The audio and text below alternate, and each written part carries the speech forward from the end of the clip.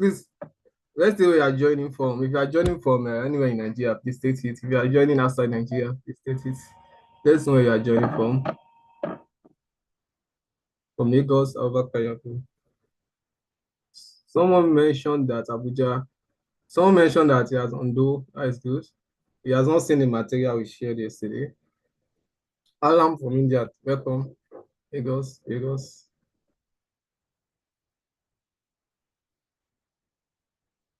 Kenya, Nairobi. Okay, that is good.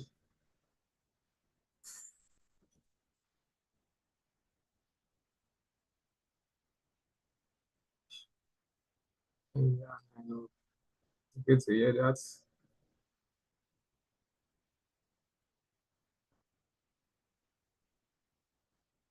So, how many participants do you have now? 19 is low. What is happening?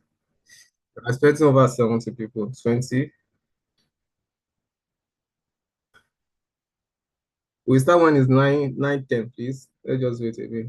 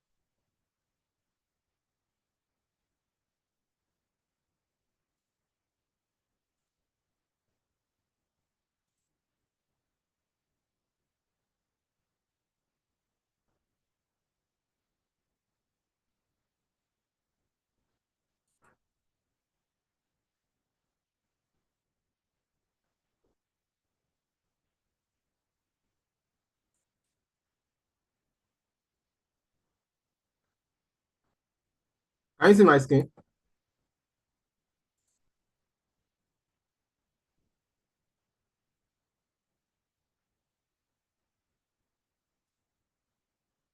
So you can confirm you can see my screen.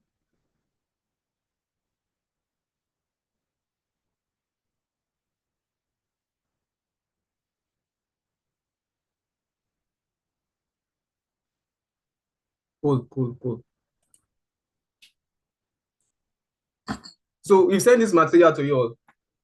For those of you that don't have it, we send this data, please. In the folder that I shared, there are 3 folders in it. For those of you that have it.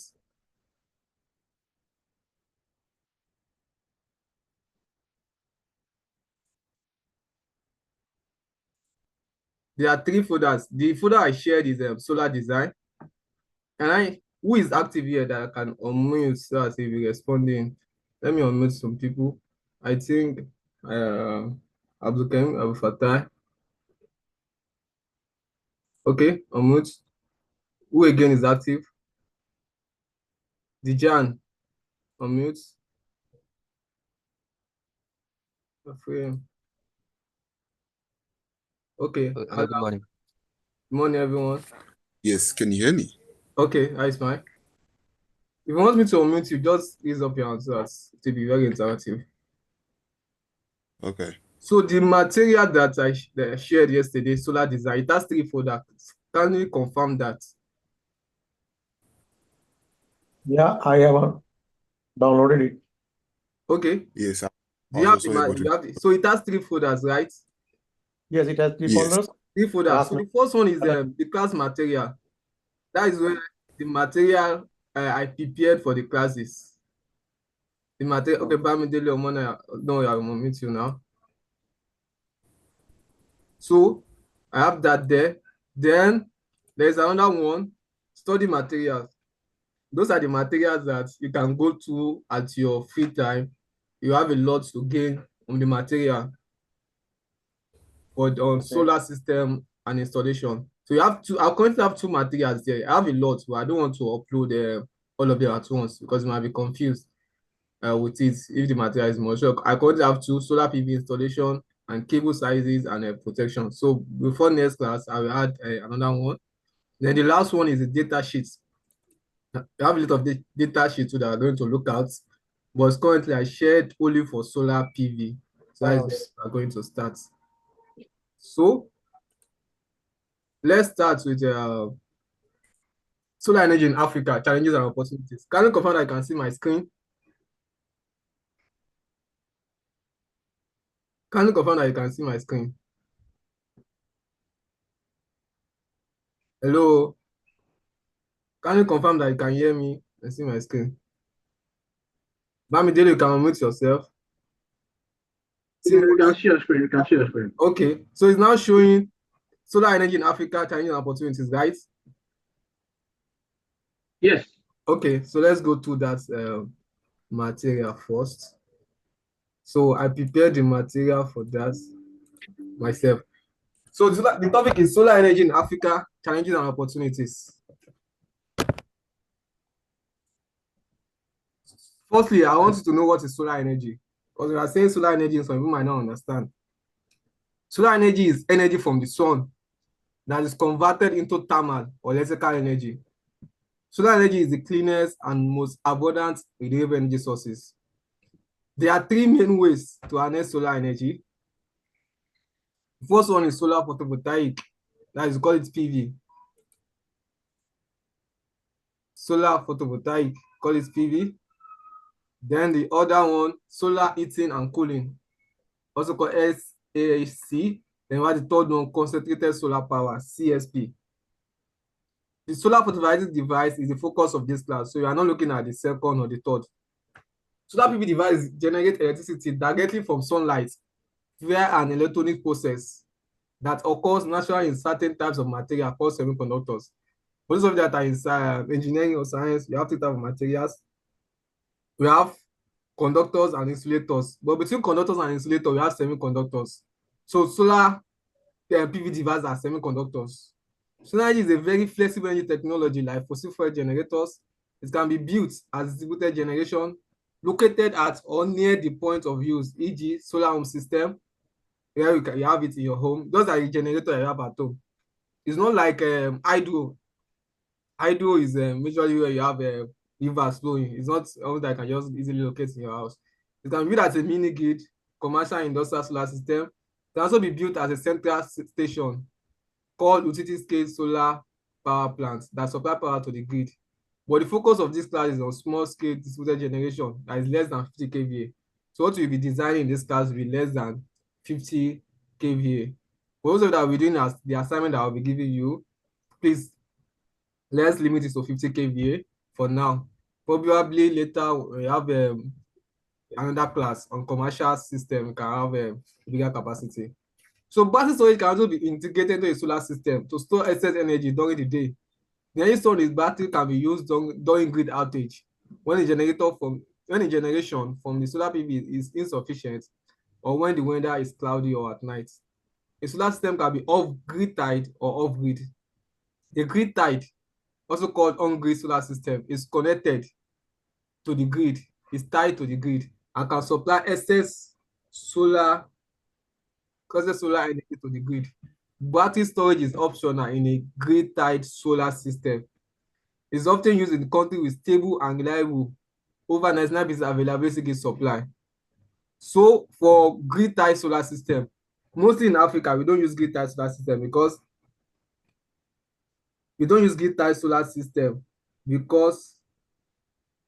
our grid is unstable. It's also unreliable.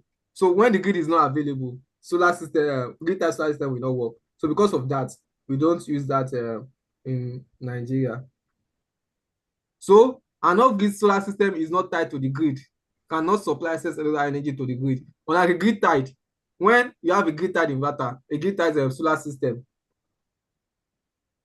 when you have a grid-tied solar system.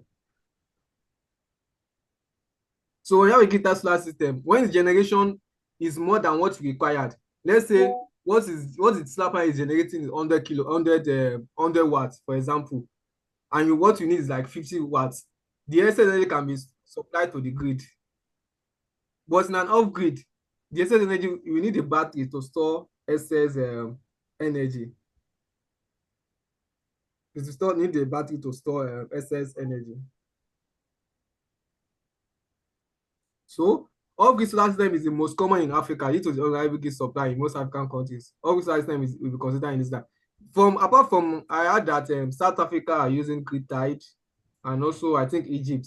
There are like few countries in Nigeria that are using grid tied system. The Jan can confirm that Jan is from South Africa. Yeah, there are some areas in Africa that are using grid tied because their grid is stable. But for most African countries, it's usually off grid that we use. Why Africa needs solar energy? The following are some of the reasons why Africa needs solar energy. The first one is that we are in the sun continent. Africa is also referred to as the sun continent, as it receives more hours of bright sunlight during the course of the year than any other continent. Most of the sunny countries on the planet are in Africa. So when you check this map, this is what you call the specific heat of a solar system. Now, we have Africa leads the world in solar power potential. What was used to measure that is the specific heat of the solar system. What do I mean by specific heat? When you have a solar system that is, for example, 1 kilowatts, that is 1 kilowatt. So the 1 kilowatt solar system, it will have a average specific generation that the solar system will produce. For example, if you are in Lagos, our specific heat is around 3.5 to like 4. You can also check it here. Or from this part is around 3.5 to 4. So when you install a 1 kilowatt system in Lagos, she is expecting to in a daily, you should be getting like 3.5 kilowatts or 4 kilowatts, depending on you also call it, apart from specifically, you also use PSH, peak sun hours. How many hours of sunlight do you have in that location? If you're having like 5 hours of sunlight, for example, in Nigeria, in the north, they have longer duration of sunlight. So the yield from the solar panel in the north will be higher than that of Lagos or other southern states. And if you look at this map too, you see that Northern Africa, they have the specific yield in Northern Africa is high. When you check this specific yield profile, is higher. That is why you have this color like this. And also in Southern African countries, specific yield is high. So this chart on the bar chart on the left is showing the differences between the energy, the specific yield of solar system in Africa compared to other continents. So from statistics, I show that for Africa, the average yield is 4.51. The average is 4.51. While Central and South America is 4.48. North America 4.37. So what that I'm trying to prove here is that Africa has the highest solar power potential. We have more yield when you install solar system in Africa. It's also a clean source of energy. Solar energy, like other renewable energy sources, produces clean energy that does not pollute the environment, unlike fossil fuel sources that contribute to the generation of greenhouse gases. So solar energy is also a clean source of energy. Thirdly, it's the cheapest source of energy. Solar energy is the cheapest source of energy. The decline in energy costs has made renewable the most economical choice for power generation around the world.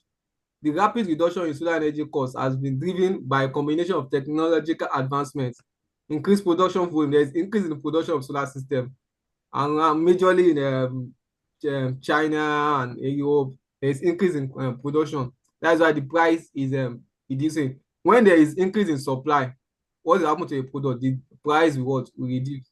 So according to a recent study, solar energy is expected to become even cheaper in the coming years, with solar becoming increasingly affordable and accessible. It is clear that this new energy source will play an important role in global transition to a low carbon economy. Solar has reached price rate that are 30 to 40 years ahead of what the International Energy Agency forecasted in its 2014 solar technology roadmap. So it has reduced. what was forecasted that in 30 to 40 years time, the price of solar system should have dropped to this level. It has gone beyond that because there is increase in production, there is competition, there is increase advancement in technology. So solar panels, solar system is getting cheaper. It's also the most abundant source of energy. That is the first. Can you confirm that you can hear me? You are still following me. Yes, can hear you. Okay, it's the most abundant source of energy. Let me confirm if it's recording because of those that are requesting for the record. Okay, yeah, we are good to go. So it's also the most abundant source of energy. Solar is the most abundant energy source, which is delivered to the heart, making solar energy the most abundant energy source. The earth receives about 10,000 times more solar energy than human consumes. Solar energy is a sustainable energy source that can't run out, at least till millions of years to come. It's a sort of energy that won't run out. For me, on the left, I have a global energy potential. Solar is around per year. Yearly, we receive over 20,000 terawatts. Terawatts, we have kilowatts, we have megawatts. After megawatts, we have terawatts. No, kilowatts, megawatts, gigawatts, then the fourth one is terawatts. So 20,000 terawatts. That is the energy that we receive from the sun on annually. Compared to other fossil fuel sources that are stored under the ground, coal, oil, natural gases, they are in fact they are not that much compared to the energy we receive from the sun. So with this, solar energy is the most abundant source of energy that we have, and is also solar energy is also the driver of wind energy and hydro energy, because the sun is one of the sun. We refer to the sun as the primary source of primary energy source of the earth. So the solar energy is the most abundant source of energy. Fifth is the fastest growing source of electricity. The fastest growing source of electricity is solar. The International Energy Forum reported that no other energy technology has grown as fast as solar. The rapid growth of solar power in recent years has been one of the most remarkable stories of global energy. In 2022, the world added more new solar capacity than all other energy sources for electricity combined. International Energy Agency also reported that solar is the fastest growing source of power in 2016 and will remain so in years to come. Sixth, is easy to operate and maintain. Solar PV system, they are easy to operate and maintain. It can be located in location where the power is needed, increasing efficiency by reducing losses from transmission and distribution. We have solar system in our house, so it will reduce the transmission losses and distribution losses from the national grid. It can also be built as a large-scale system. The ability of solar to be easy to operate and maintain makes it ideal to be used as a solar home system, commercial industrial solar system, and mini grid solar system for remote communities that are far from the national grid. Also, people with little technical knowledge can easily operate and maintain a solar PV system. You don't need a technician to come and be servicing your solar system every 3 months or every 6 months, like fossil fuel generators. You don't need that. After installing it, you can clean it yourself, maintain it yourself.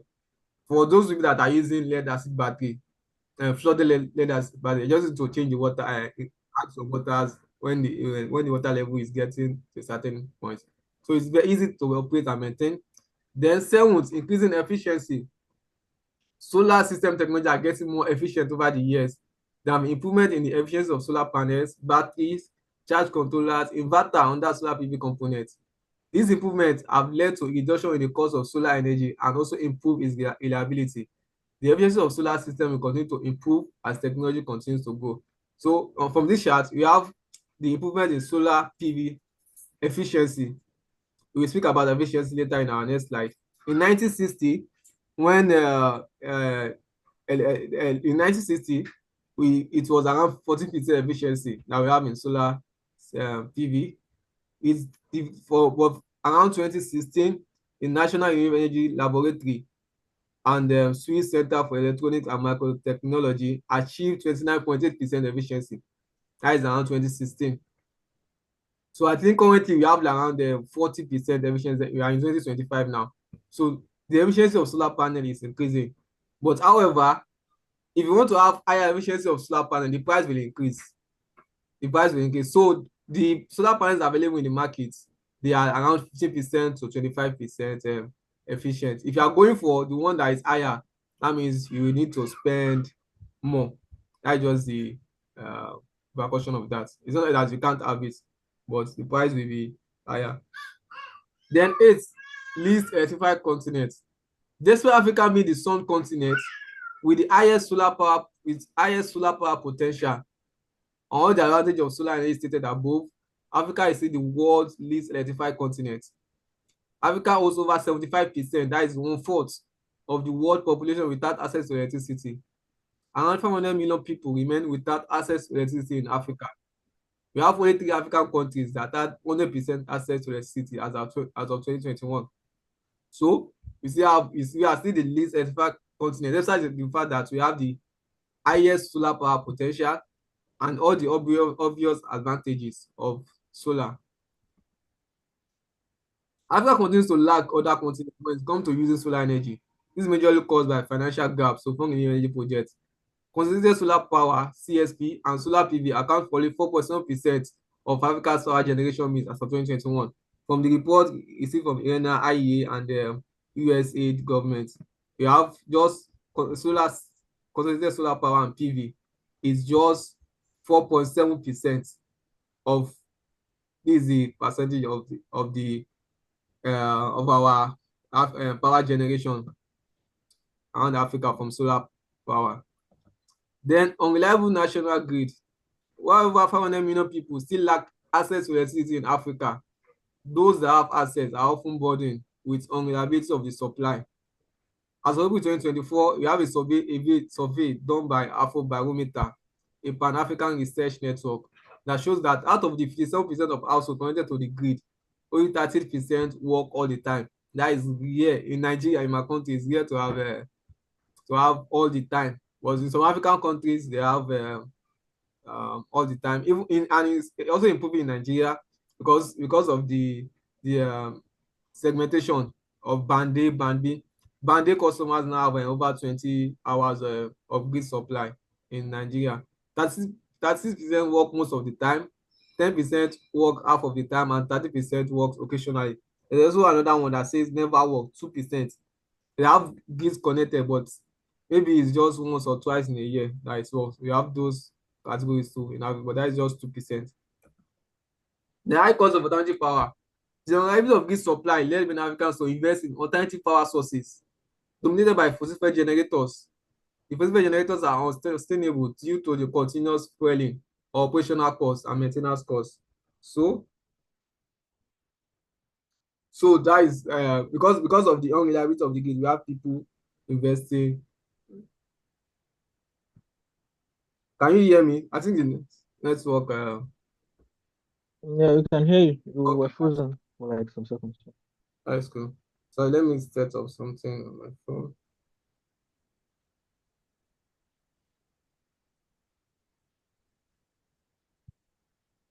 Okay, let's continue, please.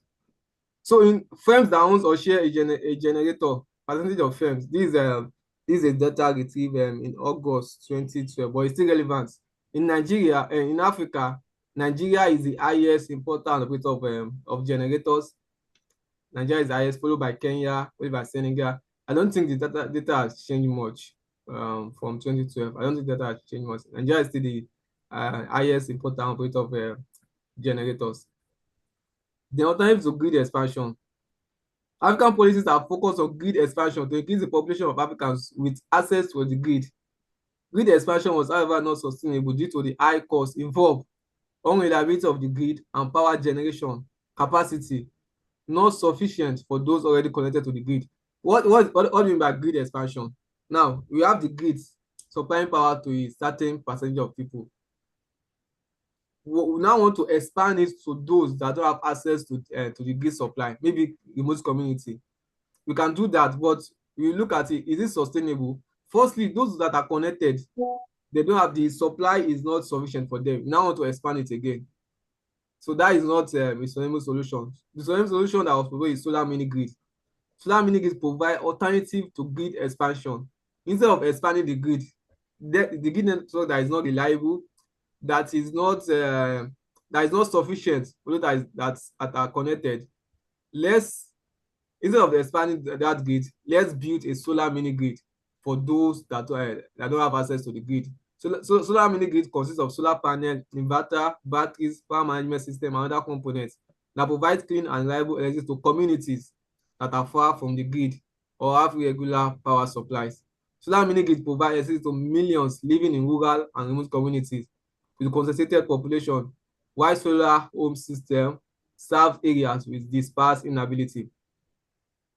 So solar mini grids is what you need for. Let me go to the next slide so you understand this. We have this. This is a solar mini grid. This is a solar mini grid here. It was built. So after building it, they mount poles that will distribute power to each household and community or health center, schools in the community. This is a solar mini grid that was built in Nigeria. The one on the right. You have the solar mini grid here. But for solar home system, if you go to the rural areas, there are some communities that if you see a house, it is get to a house before you can stand on that house, it's really maybe like 1 hour or 2 hours. So they are far from each other. So for those community, if you build a mini grid for them, it might not be sustainable because the pole that you mount will be long and the maintenance cost will also be high. So rather than building mini grid for them, we can give them solar home system. So each household will have their own solar system. This house have their own solar system that will be sufficient for you a day. This one, this household have their own. And one of the things about those rural communities that their energy consumption is not that much. It's not like the urban areas that will use fans. But they also use fans there, but that much. We use ACs here, freezers, and the lights, pumping machine. But in those rural communities, they are majorly on the lights and some other few appliances. So the solar system that they need is not that much. So that is the difference between a solar mini grid and a solar home system for rural community.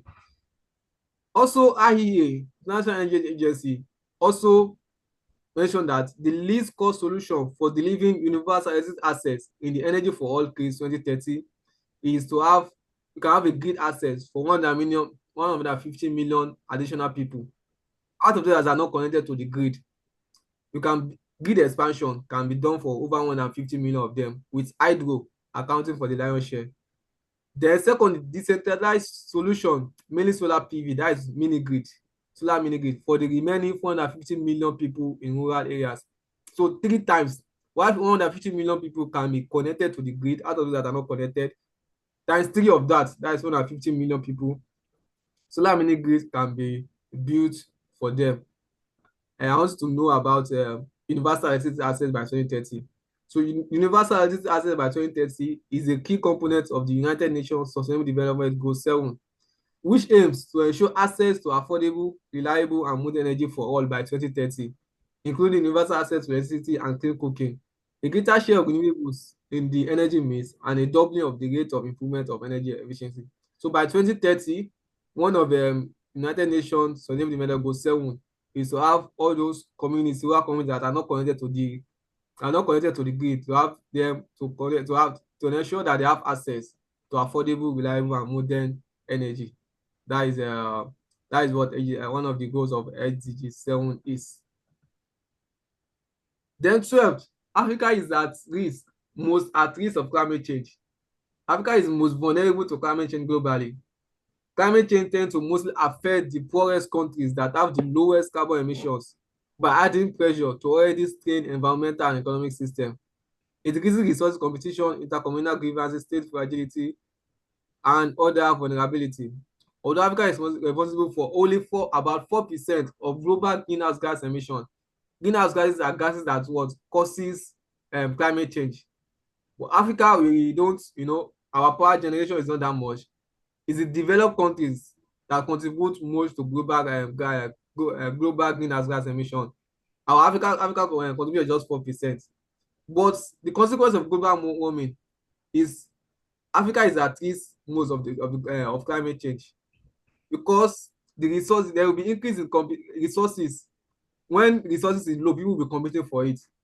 It might lead to intercommunal grievances, community fight each other on resources.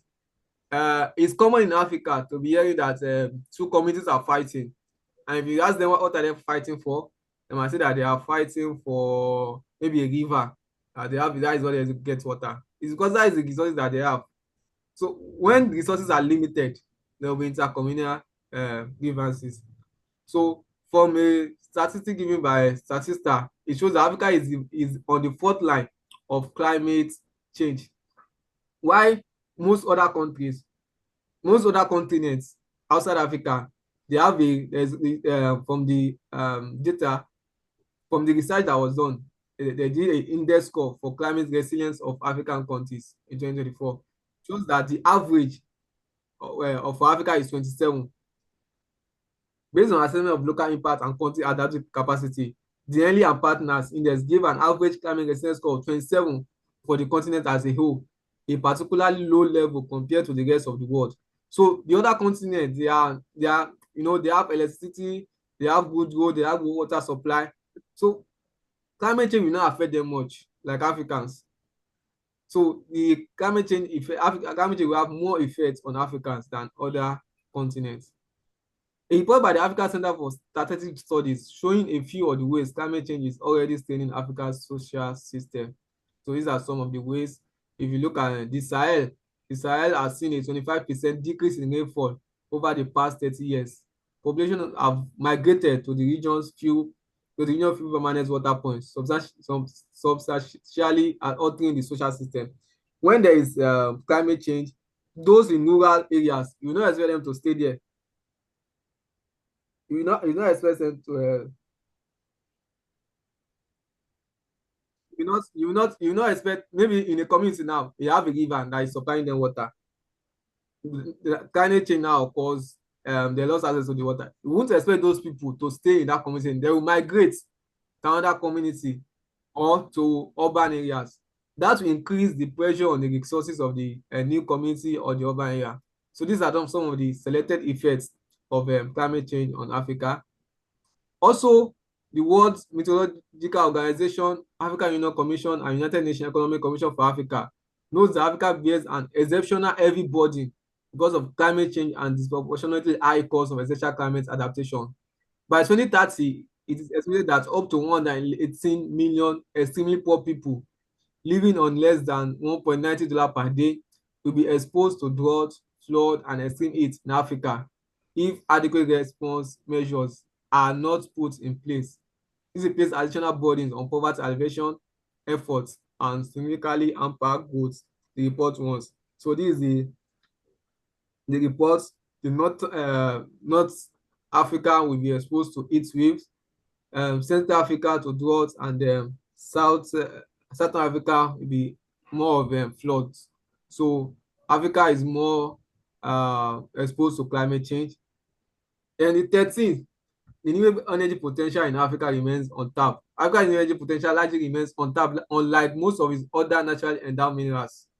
Africa, through its vast renewable resources, has the potential to not only tackle climate change, but to also develop the continent.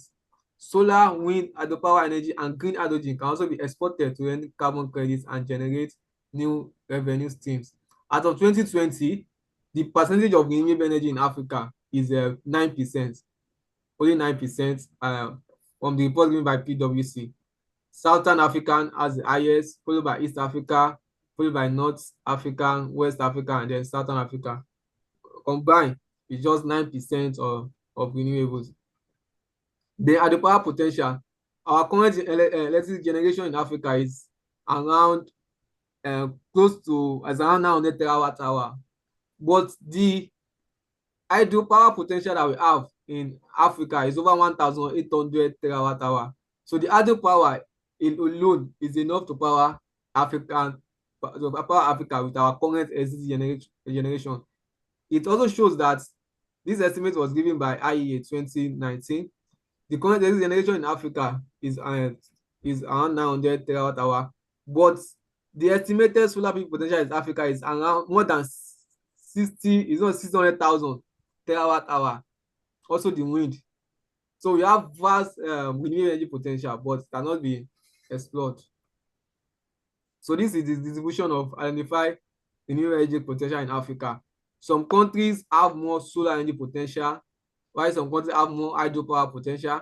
Some countries have more wind power potential. So we have different potential. Each country is expected to explore the option that is most economical for them. Like in Southern Africa and North Africa, they have more wind. These regions that are close to the edges here, they have more wind potential. In Nigeria, we have a low wind energy potential. We have a low, I mean, apart from we have some, although we have some states in the north that have a high wind energy potential. So we have, but there are some countries in Africa that have a high wind energy potential. Challenges to the development of solar energy in Africa. What are the challenges to the development of solar energy in Africa? The first one is high initial cost.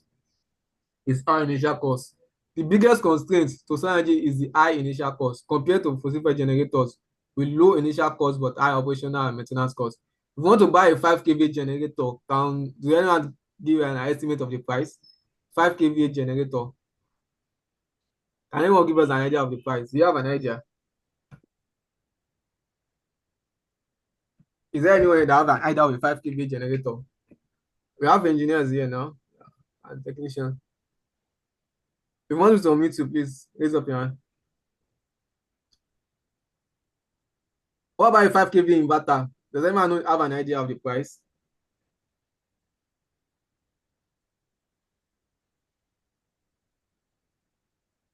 Hello, are you online? Can you hear me? Yes, we can hear you. Can you help us with the price of a 5 kVA generator and a 5 kVA inverter? Okay. I think I have some response in the chat.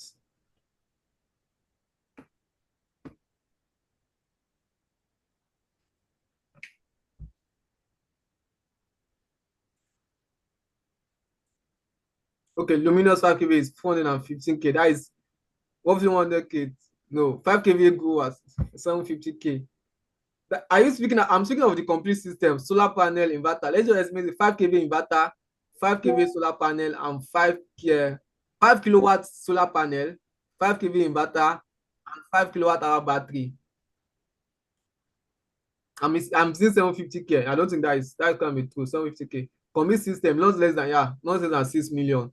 But then have a 5 kVA standard system, you're looking at about 5 million to 6 million. In Gokomosis, I think you have the data, correct data. What about a 5 kVA generator? Can anyone help us for the price? Can check online. 5 kVA generator.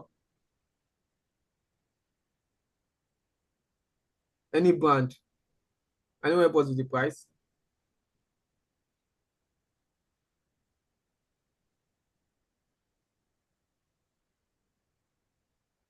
Nobody. Help us with the price, please. Okay, 600 USD.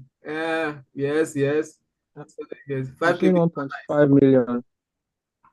Say 1.5 million fireman. Yeah, 1.5 million. Even you can see one of them 1 million naira. I'm talking about naira, but USD. Those of us that are not in Nigeria, 600 USD, yes. So you can see the price is of those fossil fuel generator is far lower than that of inverter. So the biggest constraint to solar energy is the high initial cost. The initial cost is high. You have to cover the cost of solar panel, inverter, battery, wiring, installation. The cost is unlike a generator that you just buy and just connect it to your wire. But the operational cost of those fossil generator is high. Operational and maintenance cost. You have to be fueling it before you can use it. And also, after like 3 months, you have to be doing the maintenance. So it is true that solar energy is getting cheaper. Statistics shows that there was over 400 times decrease in the cost of solar from 1977 when it cost over $76.67 per watt to 2020 costing just $0.18 per watt. Increase in system efficiency, technological advancements, high investment, lower manufacturing costs, increased competition, and subsidies are some of the factors that contribute to the decrease in the cost of solar system. So these are some of the things that contribute to the decrease in the cost of solar system. Solar energy is more of a technology. Prices will continue to decrease as technology advances. So you should expect that solar system prices will continue to be decreasing. Why the initial cost of solar system is high? You should know that solar system is an investment. It's an investment. If you are buying a solar system, you know that you are investing because you will reap the benefit over time. You don't have to be worrying about you want to buy fuel, you want to service your generator, you want to the noise on generator and the lights. So it's an investment. The money will be reap over time. When I put it for that boarding because they have to be thinking, I want to fuel it, I want to do this everything. So this chart shows the cost of solar decrease from 1977 to what 2020, the decrease in solar. Although from Statista, it was reported that for price per megawatt hour of electricity by source, solar PV out of all the renewable energy sources, solar, offshore wind, okay, so it's compared solar or wind and coal. So to compare it, shows that solar reduced from $378 in 2010 per megawatt to just $68 in 2019. So the price of the system is decreasing. It's decreasing actually, but the initial cost is still high. Initial cost is still high. Then secondly, weather dependence. Solar energy can only be generated during the day when the sun is out.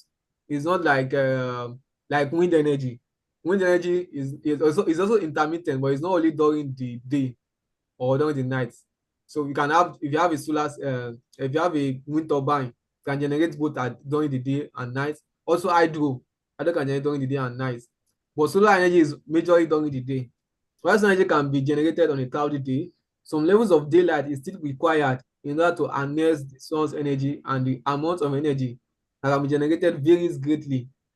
Depending on the amount and quality of direct sunlight that the panel receives, as well as the size, efficiency, and location of the solar panel.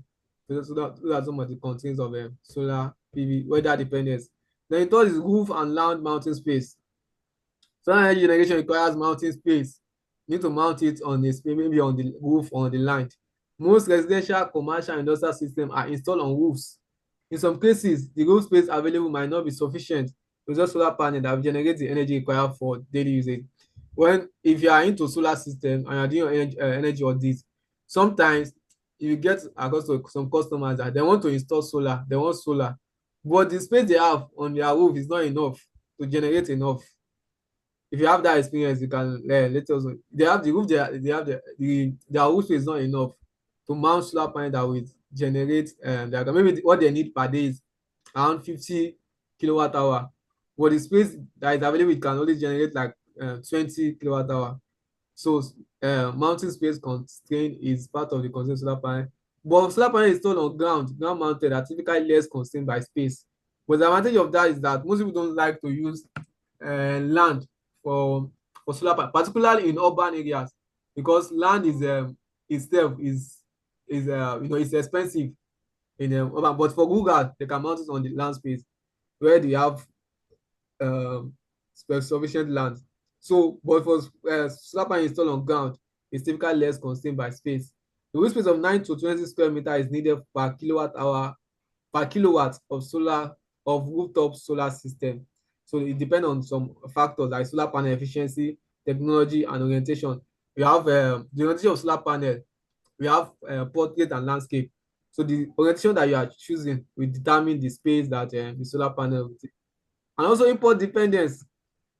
Most solar system components from solar panels to inverter, batteries, and other components are imported from Asian, mostly China, European, or North American countries. African community has low technical and financial potential in competing with those countries for solar system manufacturing. A disruption in supply chain usually causes increase in the cost of solar system in Africa. There's sometimes that when Chinese are on holiday, it will be difficult to get solar system in Africa, or maybe there is disruption in supply chain, maybe there is war somewhere around. It's difficult to get solar system because we don't manufacture it. Look, most of them we don't manufacture. Around there's more than 95% of solar system in Nigeria. We don't manufacture them in Nigeria because it's cheaper. It's cheaper to import, particularly from China. It's cheaper to import from China. The manufacturing is large scale, so the price is cheaper. So most of the systems we use in Africa, the solar system we use in Africa, they are imported. Then the fifth, import duties and taxes. Some African countries still impose import duties and taxes on solar components. So after importing into the country, you will still pay import duties and taxes to the government on it. So those import duties and taxes, they increase the cost of system, making it unaffordable for many households and businesses. Then the C is currency then depreciation. The weakening of African currency against the currency of countries that manufacture the solar components, that is dollar, yuan, and euro, leads to increase the cost of solar system in Africa. As our currency is depreciating, it will be more difficult to obtain solar system. For example, while 6K solar cost decreased from over $0.38 in 2010 to just 0.08 per kilowatt hour in 2020, according to ENA data. Dollar exchange rate in Nigeria increased from 192 naira in 2010 to 497 naira in 2020. So in terms of people that solar is getting cheaper, they won't believe you, because the currency of most of African countries is depreciating. As the currency is depreciating, what will happen? The cost of solar system, the local cost will be increasing. Now that solar is expensive, solar is it will be difficult to convince someone that solar is getting cheaper, because our country currency is depreciating. But if the exchange rate was fixed at 192 naira from 2010 to 2020, a 1 kilowatt hour would have cost 0.08, would have cost 0.08 to have I need to off something here.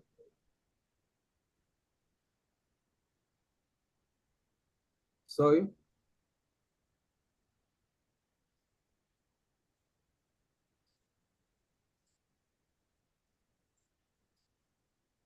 So the price, because of the depreciation is making of African currency, is making solar system to look like the price is increasing. But globally, the price of solar system is reducing. But the opposite is happening in most African countries, except countries that have a stronger currency that is not depreciating. Like I think South Africa, majorly, and few African countries. Generally in Nigeria, as of October 2024, I made a mistake. As of October 2024, is about 1,600. Currently, the exchange rate in Nigeria is about 1,600.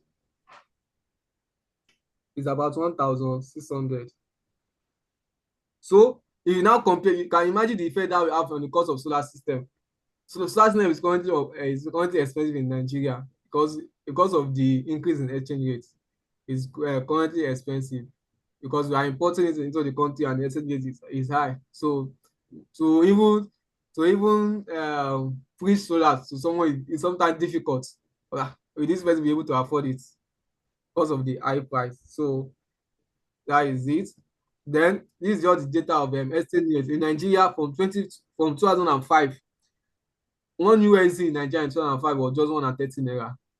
But as of 2020, it decreased to 497 naira per dollar. 2022, 602. Currently is around 1,600 naira per dollar. So as the price, as our currency is depreciating, the price of solar system will be increasing. So in Nigeria, this is just for some selected countries. And in Africa, we have Nigeria -16%, and Ghana -20%. Currency depreciation. Angola is the worst. That is around from 2018, -47%. This is all 2018 data. I think if it should be updated now, Nigeria too will be around close to around 40% if you have the current data. So as currency is depreciating, the price of solar system is increasing. But if you have a stronger currency, believe me, solar system will be less expensive and it will be easy for people, for households and businesses to install. Lack of government incentives. The government have a major role to play in making solar energy more affordable. Most African country government focus and invest heavily on large power plants and national grid.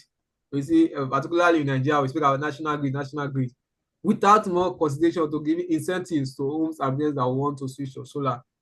In Europe and many countries around the other continent, government incentives have played a significant role in the expansion of solar energy.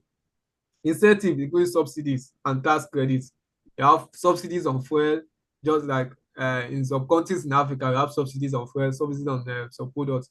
In other continents, they have subsidies on solar system, because it's cheaper to generate energy from solar than any other sources. So why can't we give out subsidies on solar system So, subsidies and tax credits have encouraged the adoption of solar energy, creating a stable and supportive environment for the deployment of solar system. So government also implemented policies that require utility companies to use more renewable energy sources to reduce energy costs. So in some other continents, the utility companies, they have a certain percentage of energy to be generated from renewable energy sources, so that the cost of energy will reduce.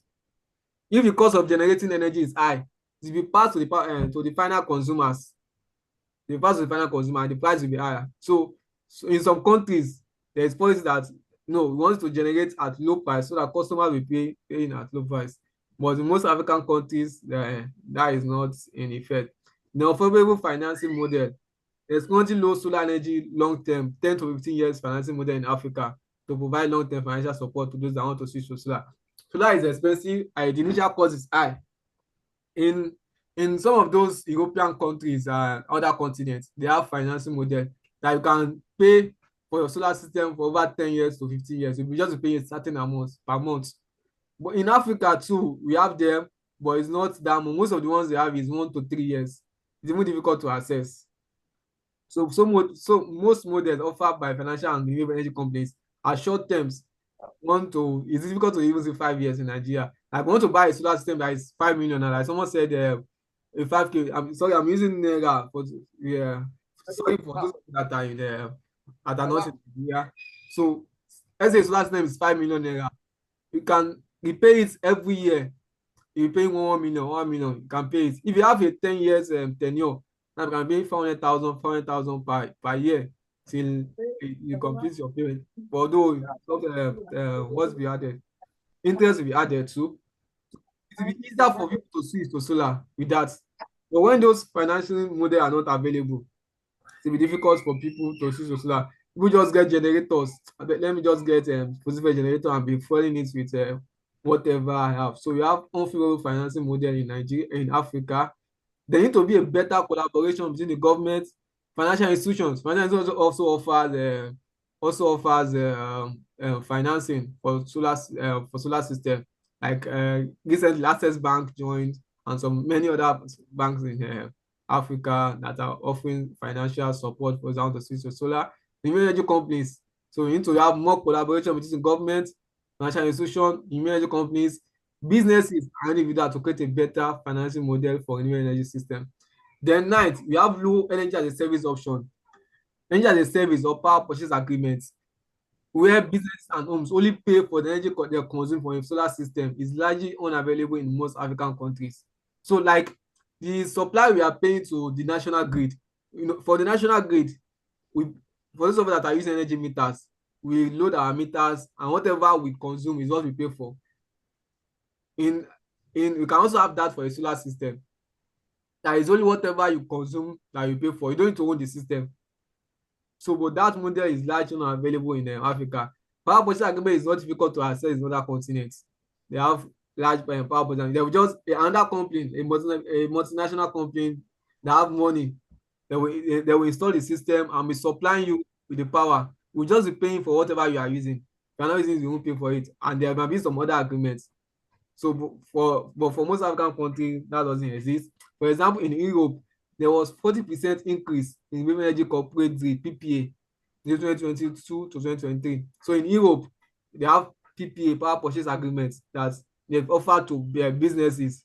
So from 2022 to 2020, there was 40% increase in power purchase agreements. So and most of those power purchase companies, they generate their energy from solar, wind, and renewable energy biomass, and then sell it out to companies that need power supply at a lower cost. Mostly power purchase agreement is usually at a lower cost than the national grid. For example, if the national grid are paying 100 let me say $0.2, PPA might be even $0.15. So the price is usually lower for power purchase agreement, but that option is not readily available in Africa. Then we have wrong notions about solar system.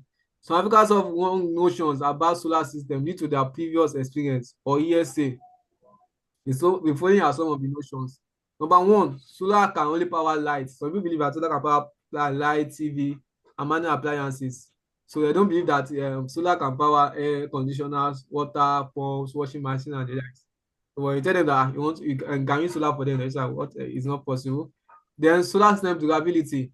Some have to believe that solar system can only last for 1 to 3 years and then replace. Maybe that if you buy a solar system now, after buying it, after 2 to 3 years, you need to buy another one. So that notion is wrong.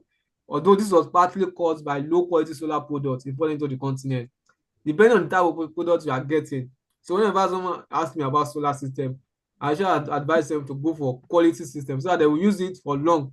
If you are using a system 5 years, 10 years, you will enjoy it and buying the system for 2 years and you'll be worried after the 2 years again. That is just like the same with positive generator where you have to be worrying almost every week about spoiling it.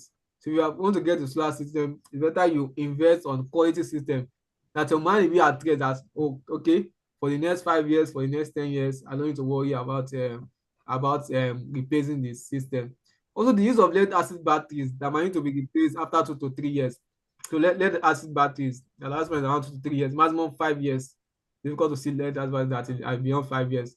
Also contributed to this. So those people that are using lead acid batteries, they usually don't have much trust in solar systems. Maybe like after 2 years, I'll replace the battery. After 2 years, I'll replace the battery.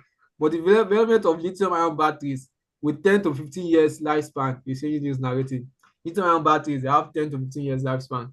So for those that can go for that, they go. So you don't need to worry about 10 years. In 10 years' time, you need to worry that I will need to replace this system.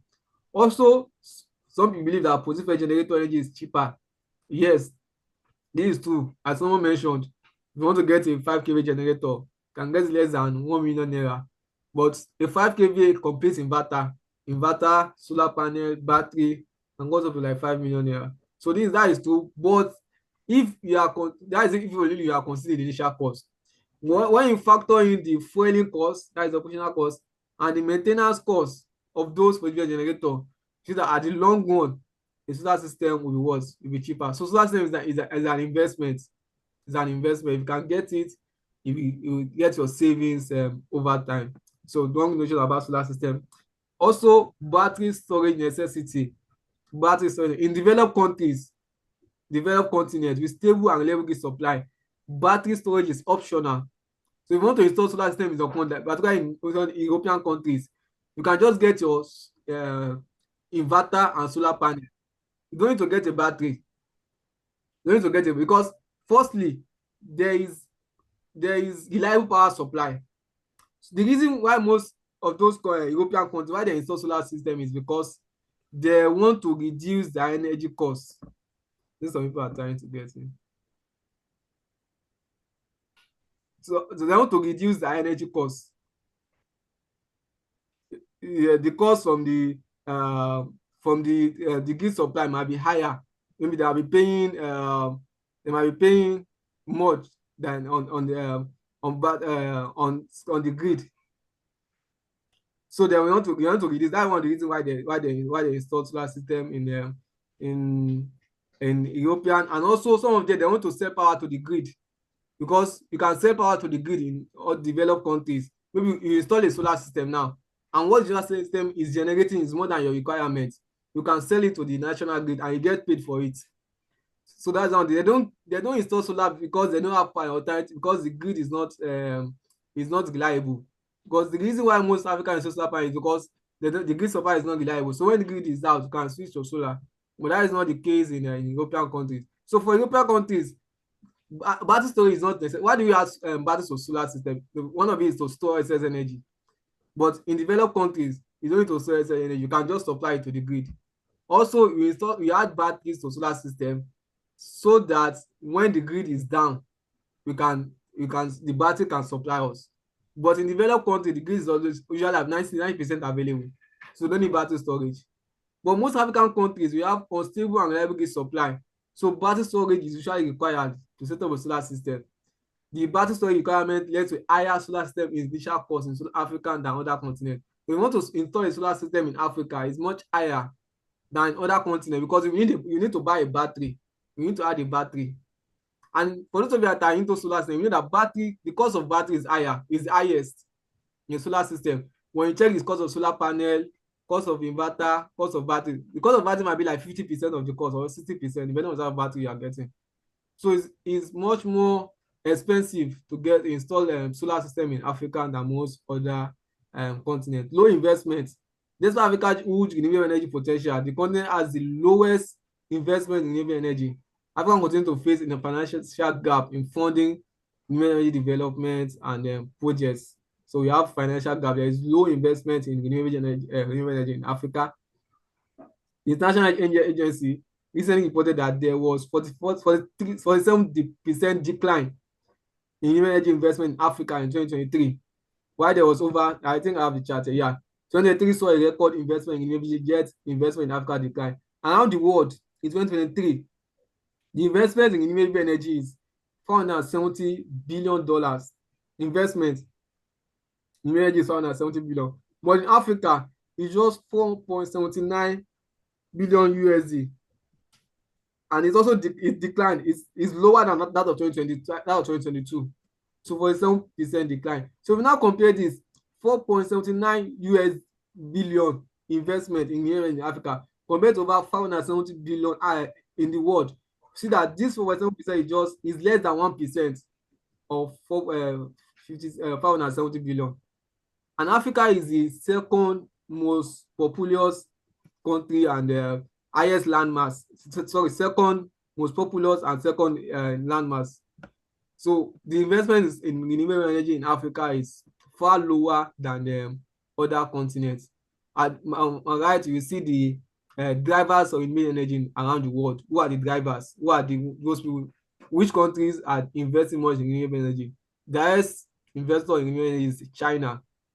China is the highest investor. They manufacture different products, different renewable products, solar and wind system that highest, far ahead of almost times 2 of US. US is just 57.0. That is the so China is the leader in the energy system, followed by US, followed by Europe, then other Asians and Oceania. Then we have 15.4 for Middle East and Africa. They even had to combine Africa with Middle East because Africa is investment in new energy in Africa is low. They have to combine it with Middle East. So while there was over 470 billion in energy investment in 2023, Africa only accounted for $4.79 billion out of the investment. This is just 0.84% of the global investment for the world's second largest and second most populous continent. Yeah, right, second largest and second most populous continent. Yes, look at the investment in renewable energy in Africa is even less than 1%. So investment in renewable energy system is low. To encourage investment in renewable energy from international bodies, unfavorable investment factors like conflicts, political instability, currency fluctuation, unfavorable government policies, and other needs to be addressed. You can't blame international bodies for not investing in Africa that much because the environment, the economy is not that favorable for investors. So fluctuating exchange is also one of the major challenges for African investors. You can see that, for example, in Nigeria, some companies have to close down because of the fluctuating exchange rates. So it's not something that is good. Foreign exchange is also an important part of risk evaluation for business and companies operating in Africa. A stable and promising economy will attract investors. When the economy is stable and promising, investors will come in. But when you have an economy that is driven by conflicts, currency fluctuation, the investors will not want to go into the economy. So for renewable energy to develop in Africa, there has to be a better macroeconomic management. While Europe is planning to be climate neutral by 2050, in Europe they are planning to do away with fossil fuel generators and devices that emit like and cars. They want to be using EV, electric vehicles and the likes. So by 2050, it will be difficult to see devices that are emitting greenhouse gases in Europe. According to IEA, IRENA and PwC analysis, the national African power sector to carbon neutral and providing reasonable access to electricity by 2050 will come with a FT price tag approximately 2.6 trillion as per the report, which is roughly the current size of Africa's gross domestic product. So it's not currently feasible that will also be climate neutral by 2050 because the price is high. Between 2022 to 2030, you have to spend $0.45 billion. Up to like 2050, you spend $2.63 billion. So in North Africa, West Africa, Central Africa, Southern Africa, and East Africa. So financial African power sector to carbon neutral by 2030 by 2050 is almost unfeasible. Although Africa is not promising that. It's Europe and some other country. Europe, I think UAE too. UAE is also looking at 2050. Also, I think South Africa is the only African countries that is looking at 2050 to be also climate neutral. Apart from South Africa, I don't think there's another African country that is driving towards 2050 to be climate neutral. So solar energy potential in Africa. Do you have any question from anyone? Can you hear me? Can you hear me? Yes, we can hear you. Okay. Should I continue? Oh, for me, there's no question yet. Okay. So let's just finish the slide before going to question and answer. So solar energy opportunities in Africa. Defining as some of the opportunities in solar or renewable energy in Africa. Firstly, you have job opportunities. The unreliability of grid supply in Africa and increase in grid tariff in some African countries are led to increase in demand for alternative power source. Likewise, the increase in operating costs of fossil fuel generators due to the fuel subsidy removal in some African countries also made fossil fuel generators alternative not sustainable. So, for example, in Nigeria, there is a category they call band. It's around more than 200, around 206, around 208 naira per kilowatt hour. So it's quite high. So also for the fossil fuel generators, the operating costs in Nigeria, they remove fuel subsidies last year. So for putting a fossil fuel generator is not sustainable. It comes at a high cost. So solar solution is reliable, sustainable, and easy to deploy. Alternative being deployed by many businesses and home. These are opening a lot of job opportunity for solar energy professionals across the continent. So you can decide to be your one-man business, start a company in solar, because people are going for solar if you can install it, if you know about the system. So there is a whole lot of job opportunity in solar system currently in Africa. Also, solar energy companies. We have a high investment in solar energy by some investors and multinational companies. So that has led to increase number of solar energy companies in Africa. You have increased number of solar energy companies in Africa that were not before around before 2018. We have little solar energy companies. Most of the companies in Africa, they are oil and gas companies, telecom companies, but now we now have a whole lot of solar energy companies. So this chart gives some of the top uh, top solar energy company in around Africa, although it's not that clear, but that is what I got from the web. So in Nigeria, we have the like of Starside, Solar, Resource, and the likes. Also, if you check around which other country can Kenya is not that, as the power gen is in Kenya, and the likes. All of these companies in Kenya. So also around different countries have different solar energy companies that are coming up because of the investment in renewable energy. And even some oil companies, giant companies like Shell and Total, they are investing in solar energy, they are investing in renewable energy because it's the future energy.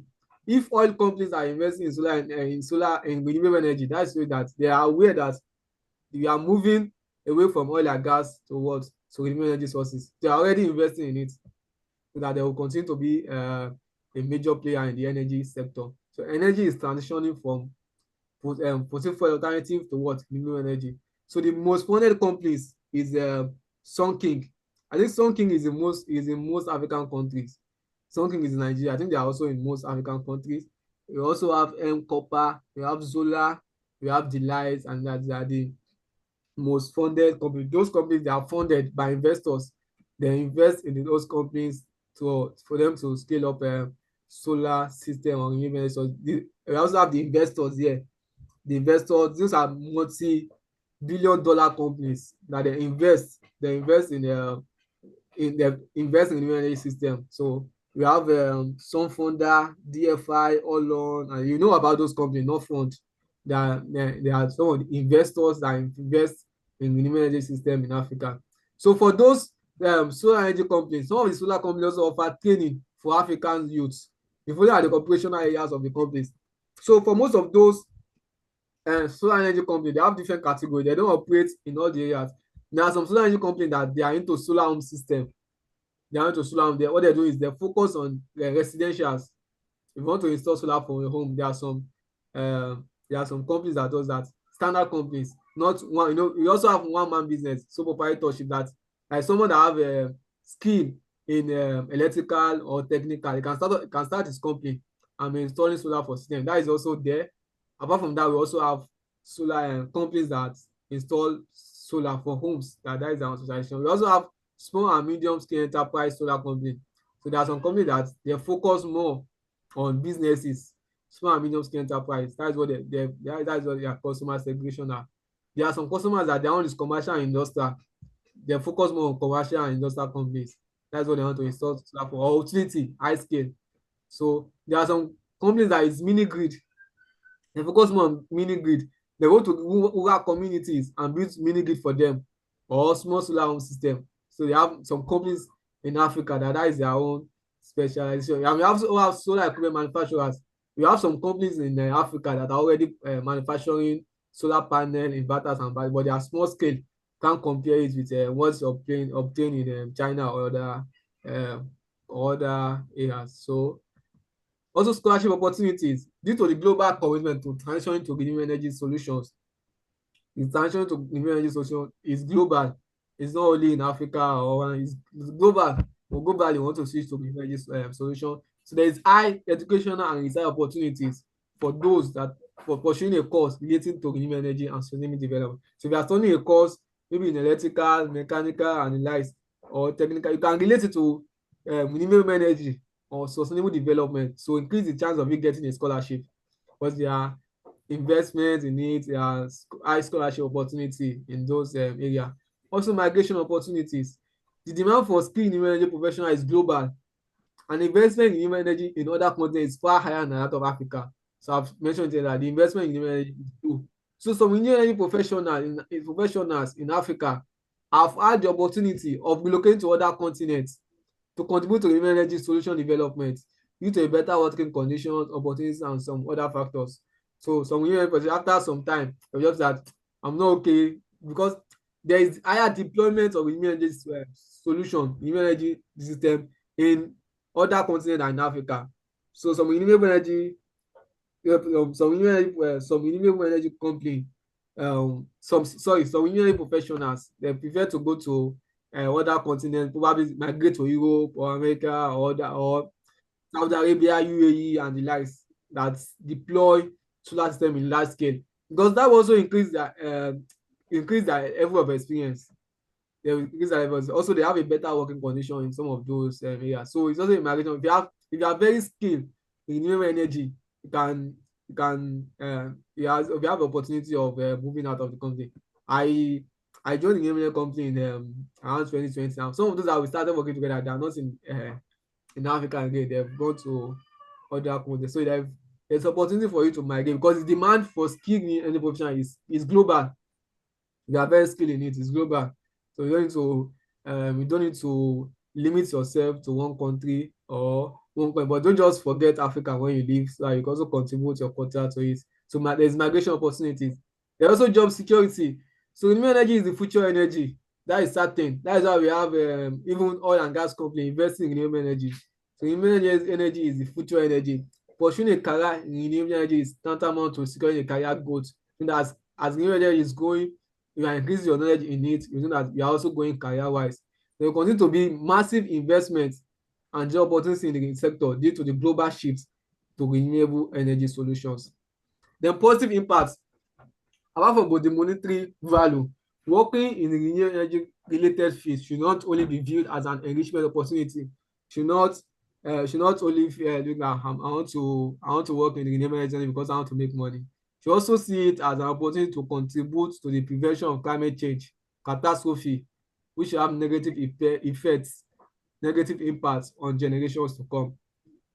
If those before us, if they are continue to use fossil fuel and you have climate change, our own generation will not be happy with them, and they are the one that make the planet unlivable for us, because we only have one planet, Earth. There's no other planet that we can go to. If we should destroy our planet with climate change by continuously using fossil fuel that emit greenhouse gases, that means the upcoming generation, they will not be happy with us. So if you are working in the energy sector, it's also a way of contributing to preventing climate change. So you are contributing positively to prevent climate change, and generations to come will be happy with you. So Africa's high renewable energy potential should also be viewed as a hope for Africa's sustainable development and industrialization. So Africa is blessed with different minerals, but with that, we've not been able to develop, we've not been able to industrialize the continent. So another opportunity for us is the vast renewable energy potential in Africa. We can also use that to develop Africa. These are some career opportunities in the solar and EMS. We have entrepreneurs can start on your solar business or company. I have some friends that are into solar business. They're installed for people, they get contract, and like so proprietorship. So you can start on your own solar business. If you know about it, please don't go into solar business if you don't know about it. You need to understand it. So know about it. We also have business developer, can work as a business developer for companies, helping them to develop their business. So you can be a solar designer or design engineer, you can be a solar installers. You have many solar installers that install for people. You can be a project manager. Some big companies call it project engineer, although it's different. Project manager is different from project engineer, but some companies use it interchangeably. You also have technical support engineer. You can provide technical support to those that want to install solar and the likes. These are majorly in a in a organized company. In organized company, we have different goals that people go for in the organized company. You have technical delivery officer or manager. We have maintenance officer. We also have, although solar requires low maintenance, but it's advisably every 3 months, every 2 months to be cleaning the surface of the solar panel, particularly for those that are in dusty area. So you have maintenance officer that are in charge of maintenance. And also solar system, although it's reliable, some solar system can work up to 5 years without any fault. If you get a very quality solar system, up to 2 years without any fault. But also sometimes system can go down, and so can have someone that will be in charge of maintenance. I have someone that installed solar system for over 5 years, and if there's any issue with it, apart from the batteries, because the person was using solar battery. Apart from the battery, so the inverter is very reliable. Inverters can use up to 10 years, 15 years. Also solar panel up to 25 years. Apart from the battery, if you are going for lithium battery, you can have up to 10, 15 years, or even 18 years. There are some lithium ion battery manufacturers that will give you warranty of 18 years. So the maintenance is low, but sometimes we hire maintenance. Operations manager or engineers. We have electronics and IoT technicians or engineer. IoT, Internet of Things. We are now moving to digital world. You should be able to monitor your system. In most solar system, they have IoT embedded in them. From your phone, you can check the your battery percentage. You can check the load that is connected. So there are IoT engineers or technicians that are in charge of that. Remote monitoring officer. In some companies, they have those that will be monitoring the system remotely, particularly systems that are installed for telecom sites. So that's not something they need to monitor them, because if you should go down, it will affect the telecom side. So you have those that are in charge of monitoring it. You have solar energy consultants. Those that have spent over 10 years or 15 years in solar can go to be a consultant in solar system after spending. I'm not a solar consultant, I'm still learning. So, but after some time learning, and because solar energy is technology is evolving. So after some time working for over 10 to 15 years, can go and be a solar consultant. So just consulting you for so whenever they want to install majorly high capacity system like megawatts system. They also have energy auditors that are in charge of audits. The energy audits for people before recommending solar system for them. We also have energy data analysts. I think I added energy or business data analyst can analyze data from the energy. This is what this site is consuming. This is what this business is consuming. What can we add to it to make it better?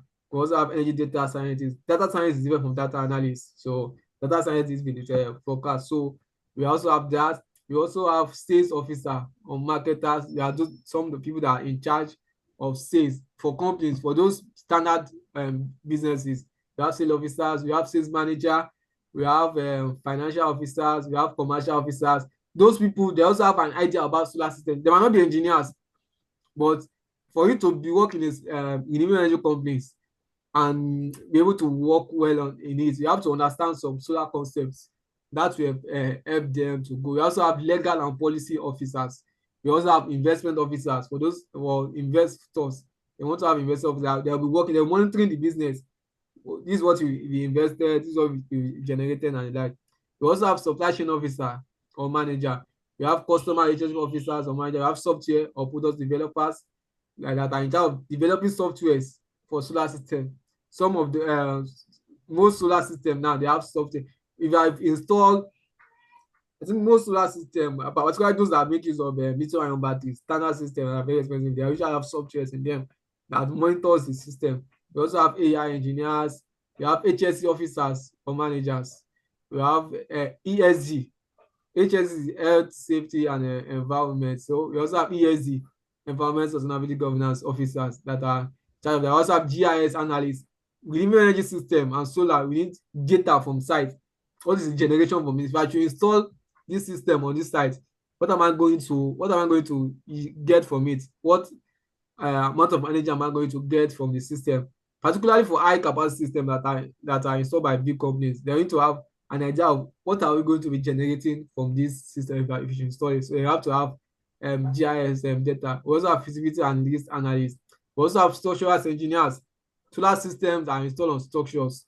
Either if it's the rooftop, we need a structural engineer. You cannot just for big capacity system, you cannot just go to a roof and install. You have to have a structural engineer that will confirm to you that okay, you can install on this. The structure is okay. This structure can take this weight of solar system. Although in Africa, we just, particularly for sole proprietorship, one-man business, they just go to a roof and install solar system without checking if the roof is have the strength to take this solar system. They just install, and that might have negative effect on the roof. Even some installers don't have much orientation. There are some people that after they install solar system, the roof will be leaking. It shouldn't be that case. So that's why if you want to be a solar installer, you want to be a solar system, try to learn the skills. Don't just go into it, because if you are doing it wrongly, people will have wrong belief about solar system. So you are creating a negative notion for people. Doesn't mean that if you want to install solar panel for their house, there's no, I can't install solar because I have my friend that installed solar, his roof was leaking. So if you are giving the work out to those that are not competent, that will be the first. You have mechanical and structural and civil engineers that deal with structure. Also for ground mounted solar PV system, you have structural engineers that will build the structure to mount the system. So thank you very much. My name is Abib Afola, but if you like, I had the engineer. I'm the head of solar division in Nigeria for AFREN-Africa Renewable Energy Network. So about us, AFREN is a voluntary community of renewable energy professionals across Africa. Our goal is to support the development of renewable energy solutions across Africa. One of the ways we plan to achieve this is by organizing low-cost knowledge sharing sessions and webinars for renewable energy professionals and end users, including students across Africa. There are many challenges facing renewable energy development in Africa. One of it is knowledge. People don't know about renewable energy system. There are some training facilities that train people on renewable energy system, but they are expensive, difficult to access. So what we want to do, that we want to reduce the cost, we want to provide knowledge sharing platform for people to know about renewable energy system, so that we take that out from the challenges we are facing in Africa.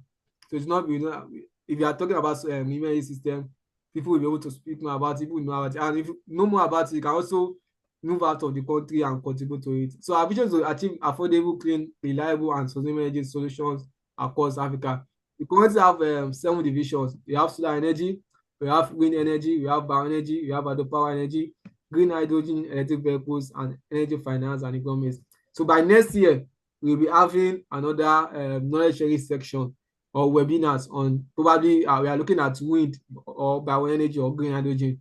I also let people be aware of this technology and how to work with those systems. So if you know about it, you can contribute to it in your community, can contribute to the development of those solutions in your country. And if you like, you can also leave the continent and go and be a worker in other foreign companies or foreign countries or continents and contribute to it. So we are providing low-cost renewable knowledge sharing session. It won't be free, because if you make it free, people will not value it. If this webinar was free, the number of people those people that attend that register for this webinar, they are less than 100. But if we had made it free, those that register will be like more than close to 500. So, and they won't value it. So one of the things you want for people to value knowledge, they have to pay for it. So why this uh, knowledge share session is, if you want to get it outside, what you're planning to share with you on this solar system is minimum of like 50,000 naira or to 100,000 naira. So I'm using the Nigerian currency, but that is intentional. We intentionally want to do that so that we know about it as low cost, we're able to contribute to it. Thank you very much. I think I'm done. Is there any question from this session? Any question? If you have question, you can send it in the chat box or identify. Let me unmute you. Oh.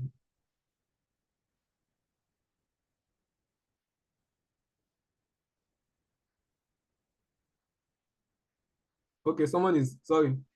I'm having no, sir. No, I think some people are raising up their hand. Bamidele Omoni. Okay, you are muted. Yes. Okay, Okay. So, can you hear me? I can hear you loud and clear. Yeah. Okay. So, thank you very much for that session. It was awesome. So my question is based on what you've explained to us. I mean, you're just like giving us some information based on the benefit of having renewable energy.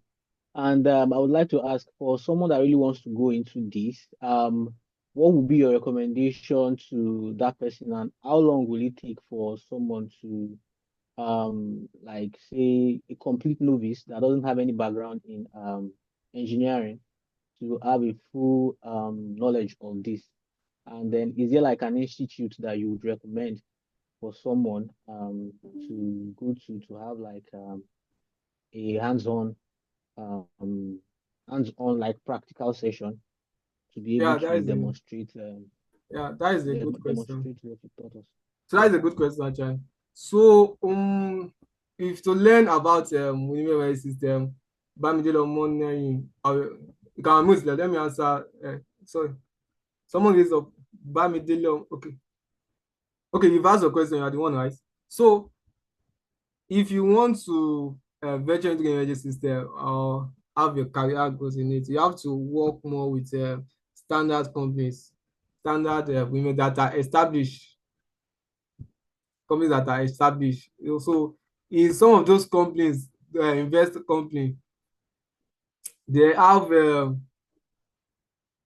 they have they have trainings for renewable energy enthusiasts. Those that want to come into renewable energy, they have internship for them. When I was joining the renewable energy, I started as an intern, 6 months internship before going to another position. So is there some one of those companies offers intern? That is one of the best ways that you can learn. If not, there are some other companies that offers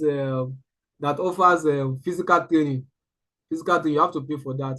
But that is just training. After the training, you might not be. It be good to have to to be good to have practical experience by working with standard company. One of the ways you can do that is by gaining knowledge, by getting the relevant knowledge that is required. Some of those companies, before they can employ you or give you internship opportunity, they will test you. Do you know about the renewable energy system? Like the first company that I worked when I on renewable energy, when I went for the interview, it was AutoCAD that after passing their first assessment, then the second day I went to the office for a second interview, then I was given a laptop to work on AutoCAD. So that is for my first company. And also the next company I went to too, that install solar too. They will give you laptop, work on AutoCAD, do a design. If you're able to qualify for it, then they will take you. But if you don't know about them, it will be difficult to enter those companies. Not saying those companies they don't employ someone. It's because they are not, you don't have the skill they require. Some of those companies they want to train you, but they want you to have idea that, oh, this person knows about this, this person knows about this. So that's why in this game you are going to take AutoCAD, you are going to take SketchUp, because those are some of those softwares that those companies look to they use for designing solar system. Hope I'm able to answer your question, Bamidele. Or who has the question? Is there another question? I would like to know more about demand and load analysis, please. Okay. I'm happy to hear that, Bamidele. And no site was very clear and in-depth info on the topic today. Okay. I think someone is asking for the material. Please, for the material, send us a message on that WhatsApp that we are using to chat with you. You send the material to all those that register. But if you not obtain it, just send us a message so that we send it to you again. But most people in this meeting already have the material. So I think we can go to the second topic now. If there is no any other questions. Also, battery costing to be reduced to make solar energy consumption. Of course, battery costing to be reduced. So let's move to the second session. The second material is class material. The second one, 12 frequently used electrical times in solar PV. So 12 frequently used electrical times in solar PV. Can you see my screen? Can you see my screen? Please confirm. Okay, yes, thank you. I need some people to be on mute so that it will be interactive. If you are in a silent location, you can let me know so that okay, Bamidele, you can unmute so that it will be interactive. So Bamidele can unmute. Okay, I think that is fine. So let's go to the next thing. 12 frequency use electrical time in solar PV. Time is going to already 10:38. Yeah, I also provided solar industry opportunities. Solar PV system has witnessed technological advancement in recent years to the global shift toward more sustainable and cost-effective power solution. This is already part of what I said in the first slide. I'm trying to match the first slide and the second slide together, but I've not been chance to do that, so there has been one. As a young renewable energy professionals, renewable energy enthusiasts, physics, electrical, and electronics, renewable energy technical and or engineering students, it will be important to understand how a solar PV system works. This is already necessary if you want to pursue a career in renewable energy or contribute to renewable energy adoption to drive sustainable development. So if you want to venture into the renewable energy industry, or you want to pursue a career in renewable energy, you need to understand how the system works. You need to understand how the system works. So this 12 frequently used electrical time solar PV system is developed for that. Renewable energy labor market and opportunities for young professionals. So there is a report by the Arena SDG 7 Youth. They said the global growth of renewable energy technology is driven by the need to combat climate change. Why is the increase in renewable energy system, renewable energy adoption is there is need to combat climate change. One of the major contributors to climate change is the way we generate our electricity. It emits greenhouse gases that contribute to climate change. So we need to cut that down. So the option for us in the world is to switch to renewable energy. This has presented both a challenge and opportunity in the creation of energy transition job. As renewable energy industry continues to grow, there's an increased demand for skilled workers in the green energy sector, offering various opportunities for young professionals. The United Nations has estimated about 8.4 million jobs will be created by 2030 due to the energy transition. While these figures are encouraging, the key question is whether young people around the world are adequately prepared for this job. Can you take up the renewable energy job? It's estimated that 60% of young people globally will lack the skills ready to thrive in the green energy economy by 2030. The benefits of green job will only be realized by the youth if they possess the necessary skill to qualify for them. So if you are qualified, if you have the necessary skill, you can make some of those softwares, you know about the renewable energy system. When you apply for companies, they will easily take you up. Some companies in Nigeria are looking for people to employ renewable energy, but they don't have those that are skilled. Most of those companies, they don't want to venture more on training someone that doesn't have that have zero knowledge about the renewable energy system. They want someone that is familiar with the system. So if you have those knowledge, you're able for you to contribute to it. The future is promising for young professionals in the renewable energy industry. And taking advantage of the opportunities available will require gaining the required knowledge and skills. The acceleration in the creation of these jobs shows that there needs to be an increase in investment in education and skills development programs among young people so that they are able to join this demand for work. The demand for work in renewable energy is global. You shouldn't limit it to your country only. can go to any developed country and contribute to it. The energy transition is creating job opportunities and attracting significant investments, position itself as a key solution to combat climate change. To better equip and build the capacity of young people and help them adapt to the process of energy transition, there is a call for significant investment in capacity building training through education, technical programs, basic higher education, while taking into account the socio-economic condition of each region. The need for new initiatives related to combating climate change and creating renewable energies can also count on investment from public authorities in terms of funding for new startups and in places where young entrepreneurs meet.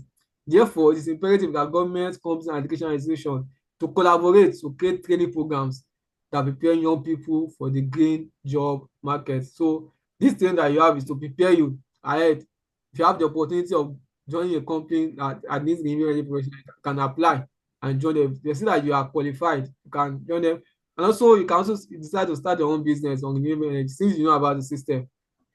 That is also fine. But I actually, for those that have qualifications uh, uh, like polytechnic universities and that, it's better you join standard companies that are into university so that it will increase your experience in that rather than starting as a sole proprietorship. But there is no one that is bad there.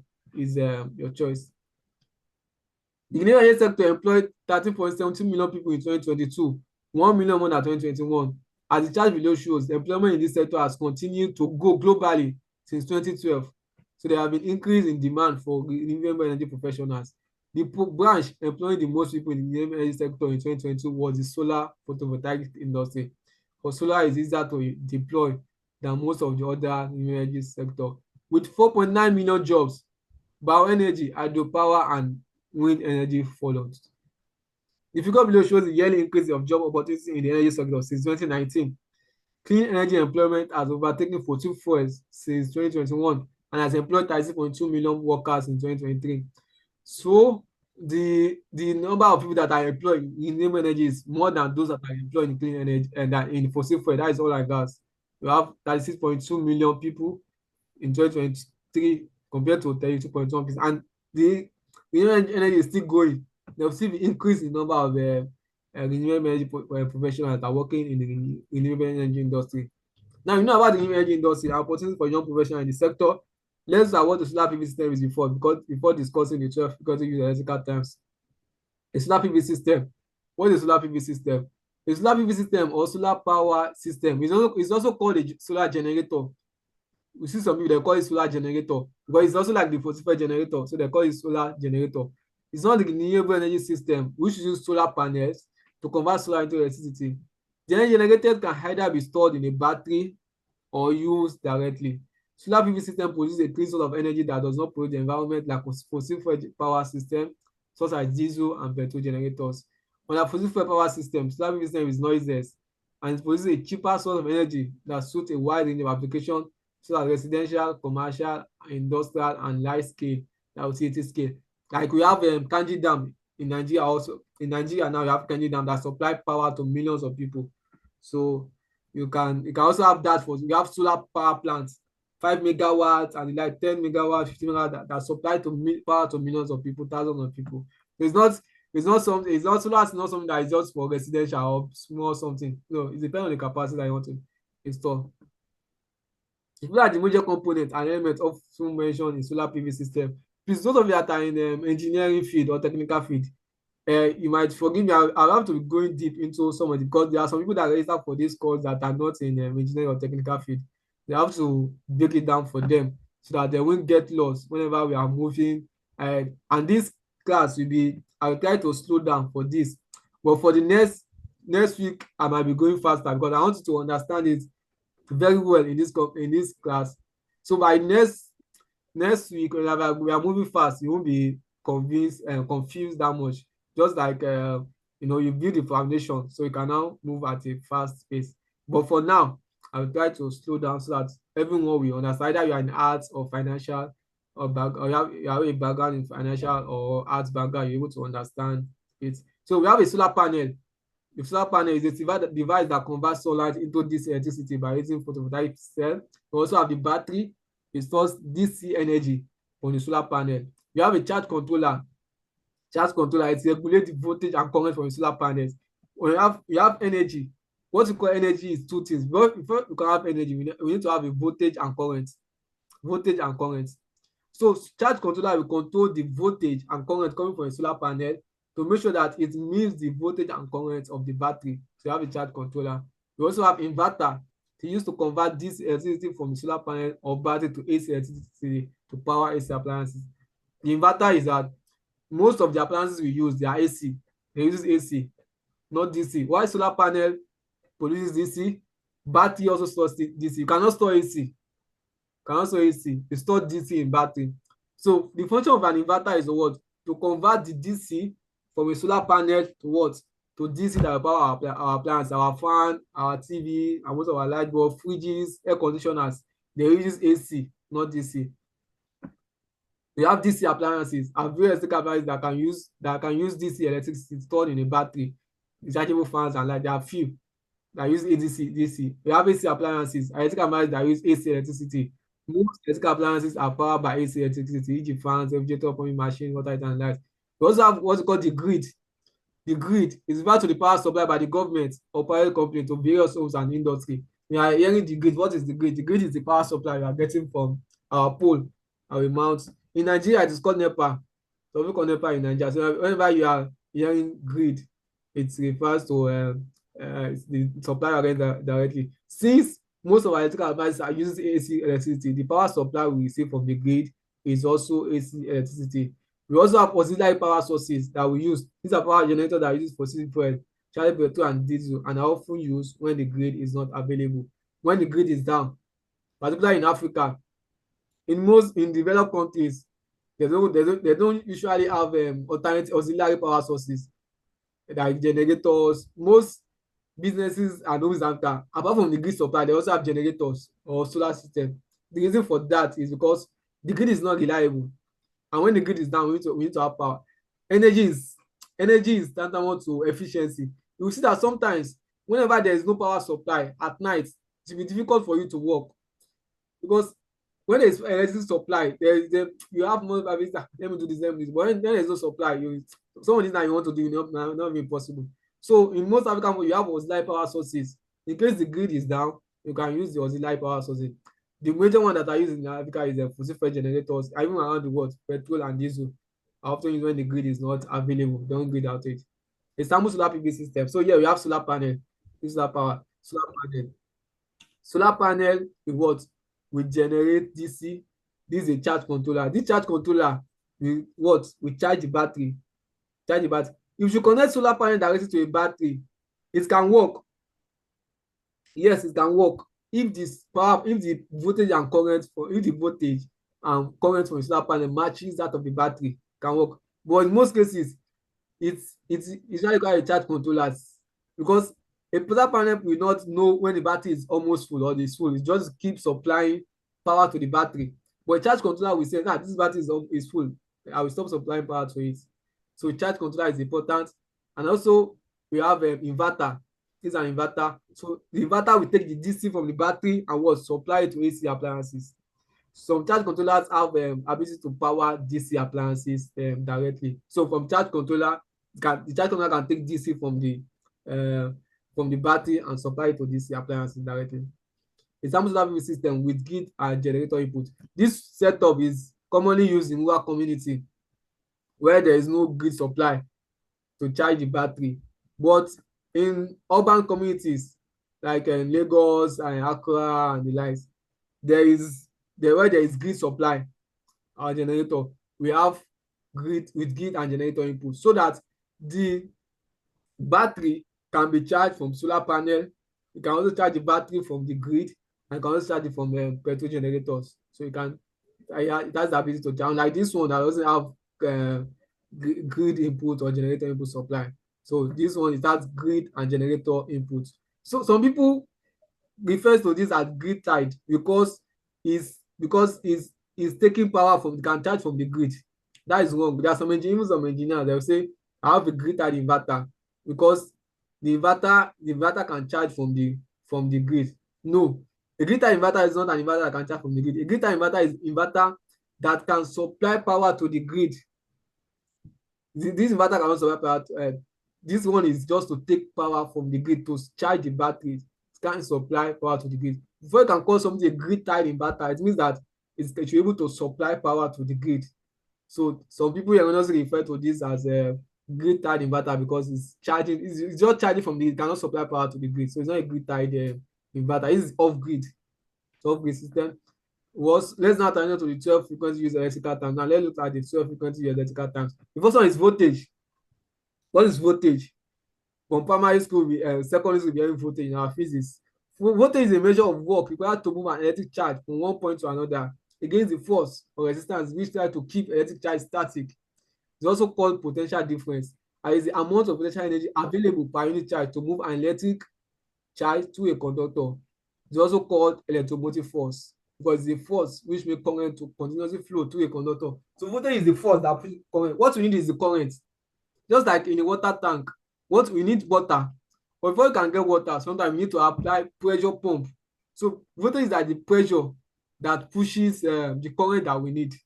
So because voltage is an expression of potential energy representing the possibility of energy release as the charge moves from one level to another, it's also referred with, it's always referenced between 2 points. So voltage is between 2 points. We have high potential points and low potential points. So you have, for a battery now, you have positive terminal and negative terminal. That is for DC. Also solar panel, you have positive and negative terminal. But for AC, this is where you have live and neutral. So we have 2 points. So the potential difference between them, what is different between the points for the positive terminal to negative, that's what they call potential difference. So that's what the voltage will be. Voltage is measured by V and measured in volts with the help of a voltmeter or multimeter connected in parallel. The voltmeter is connected in parallel. So a 12-volt battery means that the positive terminal is at 12 volts, while the negative terminal is at 0 volts. So I call it 12 volts. A 230-volt inverter means that the life, 240-volt inverter supply AC. So we are talking about DC, we talk about positive and negative, positive terminal and negative terminal. If we are talking about AC, we talk about live and neutral. That is for a single phase. If it's 3-phase, is another talking entirely. So you have 230-volt inverter, that means that the life is at 230 volts, while the neutral is at 0 volts. The negative terminal is always at 0. The negative or the neutral is always to be at 0 volts, while the live or the positive terminal will be at higher voltage. The negative terminal are always at 0 volts, while the value of the positive terminal and live varies. Consider the 12 volt and 40 batteries below. The potential difference between, you have two batteries there. You have a 12 volt and 48 volt battery. The one that denotes Li time is 12 volt battery, while this one is 48 volts. So the potential difference of the potential difference between positive and negative terminal of the 12 battery is 12, while that of the 48 volts is what? 28 volts. Because the potential difference in this 48 volts is higher, there is high potential for more energy to be released from the 48 volt battery than the 12 volt battery. There's high potential that the 12 battery will give you more energy because that's higher potential. Don't forget that power is a function of voltage and current. If the voltage is high and the current is high, the power will be high. So since the voltage of the 48 volt battery is higher than that of 12 volts, it means that the 12 volt battery has a high potential of giving out more energy. A voltmeter connected to a 12 volt battery. So if you want to measure, is actually, for you to have a better understanding of solar PV system, you need to have a practical on-site experience. So for those of you that have those that are into solar system or the lights or into electrical, should move with those that goes to the site, that goes to the industry, so that they show you the practical experience. We are also looking at, when working with other organizations, to have a practical training centers so that people will come and also have a practical experience apart from virtual meeting that we have. But we are not there yet, but you are working towards it. So the battery, you see that the positive, you connect it to the positive and negative to negative. This is a voltmeter. This is a voltmeter. I'm using it to measure the voltage of this battery. So the difference between electromotive force and voltage. Electromotive force refers to the voltage of a power source, e.g. solar panel, inverter, battery, and generator, when the power source is not providing any load. So when the power source is not powering load, when the solar panel is not powering, no load is connected to it. We call it electromotive force or inverter. When it's not supplying any load. EMF is also called open circuit voltage in solar PV system. The maximum voltage that a solar panel can provide is called open circuit voltage, called VOC. Voltage, the difference between EMF and voltage. Voltage refers to it refers to the voltage of a power source when the power source is connected to a load and supplying current to the load. In the solar PV system, the maximum voltage that a solar PV can supply when connected to a battery or load is called maximum power voltage. They call it VMP. Both EMF and voltage are measured in volts. The value of EMF is always higher than that of voltage. Now, let me give you a example using analogy of water and of pressure pump. Now, if you have a pressure pump and there is no body taking water from the pressure pump, the pressure from the pressure pump will be high. But when you have different people opening waters around, the pressure for the pressure pump will be low. So that is one of the difference between voltage and EMF. Is when the system is not powering any appliances, we call it EMF. EMF is usually higher than the voltage. So for us to have a better understanding of this, we need to look at what we call a data sheet. A data sheet. For you to be able to design a solar system, we need to understand what we call a data sheet. A data sheet is a sheet that explains what a system, the parameters of a system. It's making to understand what the system parameters, what the manufacturers manufacture the product for. For you to use a solar system, you need to understand that what the manufacturer that manufacture this product, what voltage is they manufactured for, what current is they manufacture it for. In a generator, for a generator, we have different components, but the major one is the alternator and the what, and they call the other one mostly engine, that is the rotor that rotates. So for generators, the manufacturers, they already make sure that those systems are compatible. You cannot just buy any alternator and any engine and merge them together. No, it can't work that way. You have to make sure that the alternator and the what and the rotor will work fine. That is for a different generator. Also in the solar PV system, we have inverter manufacturers, we have solar panel manufacturers, we have battery manufacturers. Before you can connect a solar panel to an inverter, you need to be sure that the solar panel will be able to work with the inverter. You cannot just go to the market and buy any solar panel that you like, and go to the market and buy any inverter that you like. No, it can't work that way. You need to understand the system you want to buy. So in order for you to understand that, manufacturers of solar system usually provide what we call a data sheet. In the folder that I shared with you, you see that there is a folder. So folder there that is called data sheets. So in that data sheet, you have solar PV. We will look at more data sheets during our next class. So in that for those of you that are really have access to the folder, I currently have three data sheets there. We have Jinko, we have GA, we have Canadian. These three companies, they are one of the top manufacturers of solar panel around the world, particularly Jinko. I think Jinko is you can search online. It's around top 3 manufacturers of solar panel around the world. So let's look at Jinko data sheets. This is a Jinko data sheet, solar panel data sheet. These are they call it TR72M. 520 to 540 watt monocrystalline. So for most solar panel manufacturers, let's look at this Jinko first. They will give a data sheet that will show you the system. Now, the data sheet is for solar panels that are from 520 to 540 watts. But if you want to check for each specific solar panel, you scroll down. This is specification, module type. This first one is for 520 watts module. This is 520. This second is 525. This third one is 530. This one is 535. This one is 540 module.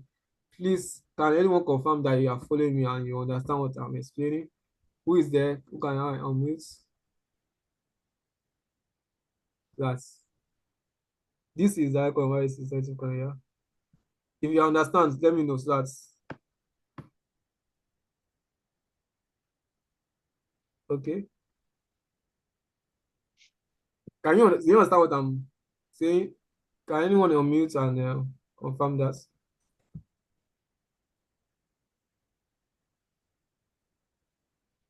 Yeah, sorry, what's the question? Do you understand what I'm explaining?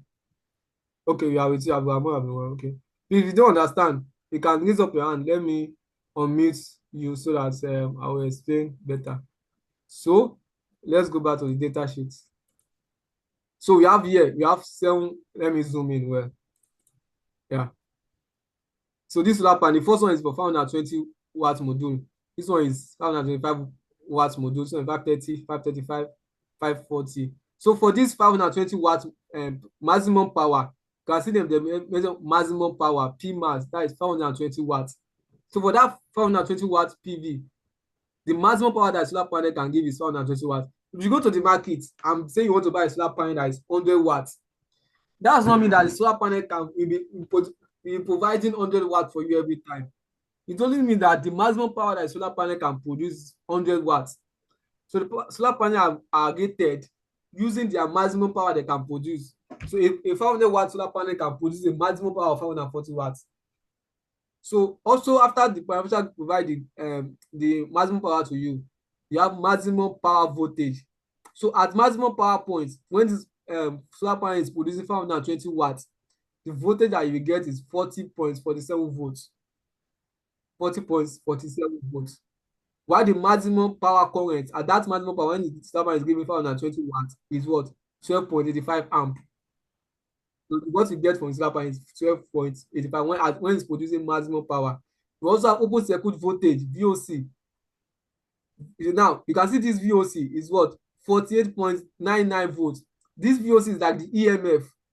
Is the maximum power that the solar panel will produce whenever it's not supplying any load. You can see that this VOC 48.44 volts is higher than the what? Maximum power voltage 40.47 volts.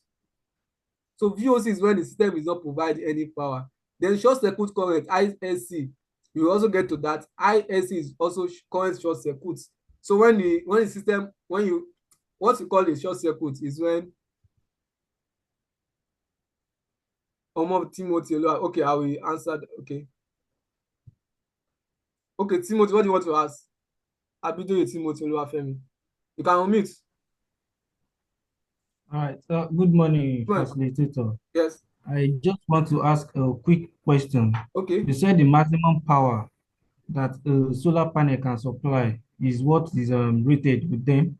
Yes. Okay. So, for example, I buy a 100-watt panel and I put it under the sun. I just want to know the condition at which it will supply that power because we have various intensity of sunlight. Yes. There's one that is scorching sunlight and there's one that is just normal sunlight. So Yes. Okay, will I you will still explain be that. providing me that 100 watts? Okay.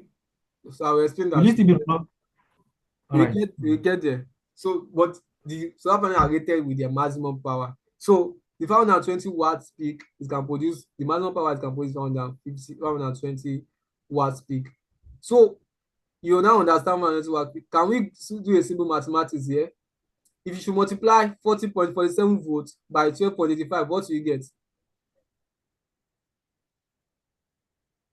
We should multiply 40.47 volts. That is at that maximum power voltage. 40.47 volts by 12.85 amp. What do you get? Can anyone apply? You can respond in the comment section. Okay.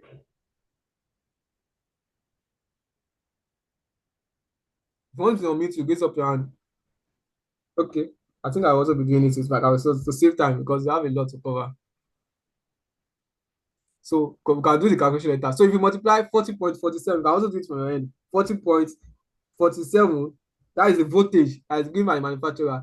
Multiplied by 12.85, you get 520. So maximum power voltage multiplied by maximum power current, you get the maximum power that is given by the manufacturer. Now let's go for that open circuit voltage and short circuit current too. That is 48.99 volts.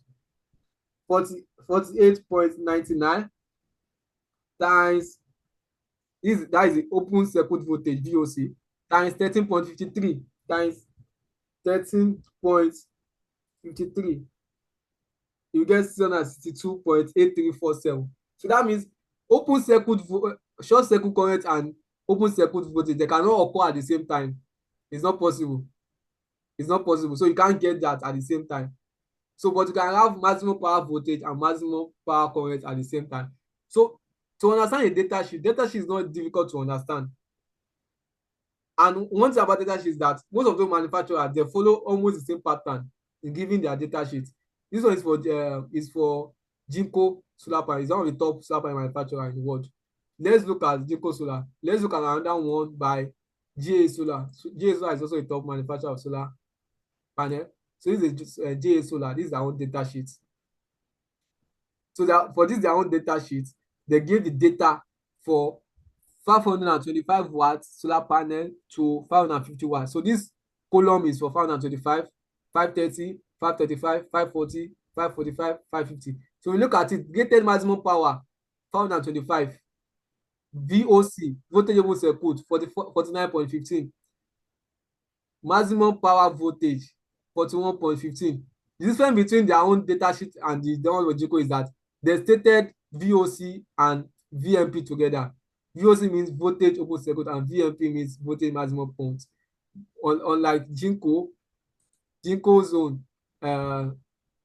first, they stated the maximum power, now stated the VMP and IMP before going to VOC. But they are still similar. If you understand, you are the one that understand what you want from the data sheet. Now go to where is it stated there. So that is for GA Solar. Let's look at the third one, Canadian Solar. Canadian Solar are also top manufacturers of solar panel. This Canadian Solar. This is also 525 watt to 545 watt. Let's look at their own data. So we have electrical data, STC. This STC means something. I will explain data. It's related to what is it Timothy that asked now. We have electrical data at STC. So nominal maximum power, the reason that's the maximum power that solar panel can produce, 445 watts. Operating voltage, VMP, that is the voltage that the solar panel is operating when it's supplying load, when it's charging the battery or powering any load. That is the 40.4 volts. And operating current, you see these people, they call it operating current, but you see the same IMP, you see the same VMP. They don't call it voltage maximum power, but they are still using the same symbol, VMP, IMP, VOC, ISC. We should come to this. This is for GA Solar too. You can see the symbol they are using, VOC, VMP, ISC, IMP. So if you want to design solar, you must be familiar with all these symbols these companies are using. This they call it open circuit voltage, VOC, maximum power voltage. But Jinko Canadian Solar call their own operating voltage, operating current, but they are still using the same symbol. So it's the industrial standard. So you need to get used to those symbols. Then what again? So I've shown you the difference between EMF and voltage. Now let's go. Now they have the current. The second one is the current. Current is the rate at which electric charge flows in the conductor. As long as the voltage source, e.g. solar panel, battery, and inverters, keeps producing full voltage, current will continue to flow through a conductor. So when there is voltage, when there is potential difference, current will flow. What makes current to flow is potential difference. I've mentioned that voltage is like the pressure that pushes current. So whenever there is potential difference, current will flow. Like for this battery now, this positive is at higher potential than this negative. For this battery are around 1.5 volts. They are around 1.5 volts. All these over 1 volt, 1.5 volts. So current will flow from these points to the negative side. Current will flow. The figure below shows a current flowing from a battery positive terminal to a negative terminal to a conductor to power a light. For current to flow, we need to have what? A conductor. We need to have a conductor from the positive to the negative. Current can flow through air or insulators. So you have current to flow. So that is current. Current is denoted by I and measured in ampere with the aid of an ammeter connected in series. So this is a current is denoted by I. You look at the data sheet that I showed you. I think some of them use I. Yeah, this is VMP. It means voltage. This IMP, it means current. VOC, voltage. ISC, it means current. P mass. P means power, maximum. And I think other manufacturers too are using the same. Yeah. So you have P mass, VOC, I. So if you see V, it means that I'm referring to voltage. If you see I, it means they are referring to current. Those of you that are in engineering, we already are familiar with this already. So it's measured with an ammeter. This is an ammeter. But in industry, we use a clamp meter. This is a clamp meter. We use to measure the current. You place it there this way. So the clamp meter will measure the current flowing along the conductor. Current flowing through the conductor. The ammeter will measure it. So that is an ammeter. Relationship between voltage and current. So there's something they call Ohm's law. I won't go deep into it because I actually prepared the slide with the intention of giving that to those in the engineering technical field or science field. So we have what we call Ohm's law that states that voltage is highly proportional to what? To current. The higher the voltage, the higher the current. When the voltage is high, it's possible that the current will be high. So you have the voltage, you have the current, and yes. So these are just to prove to us. So for calculating power, we will stick with this first formula. Power is equal to current times voltage. Power is equal to current times voltage, particularly for DC. I mentioned earlier that solar panel are what? They produce a DC power source.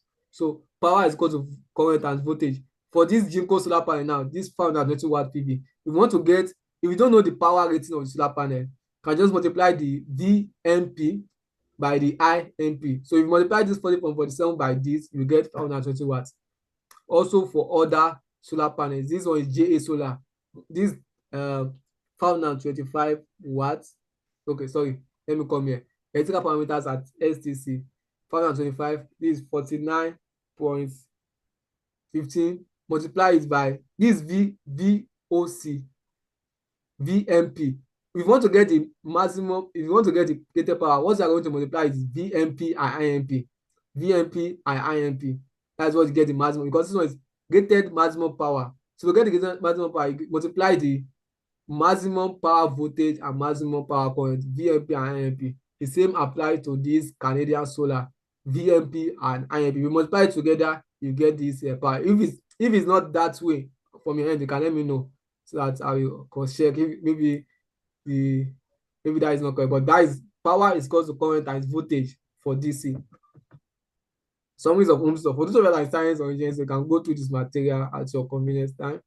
Conductors resistance. So we also have what we call a conductor's resistance. We're talking about, when we go deeper into the calculation, we're talking about voltage drop. So whenever there is supply, particularly in apply from AC to DC, the voltage, this battery, I mentioned that the battery is 1.5 volt and 1.5 volts.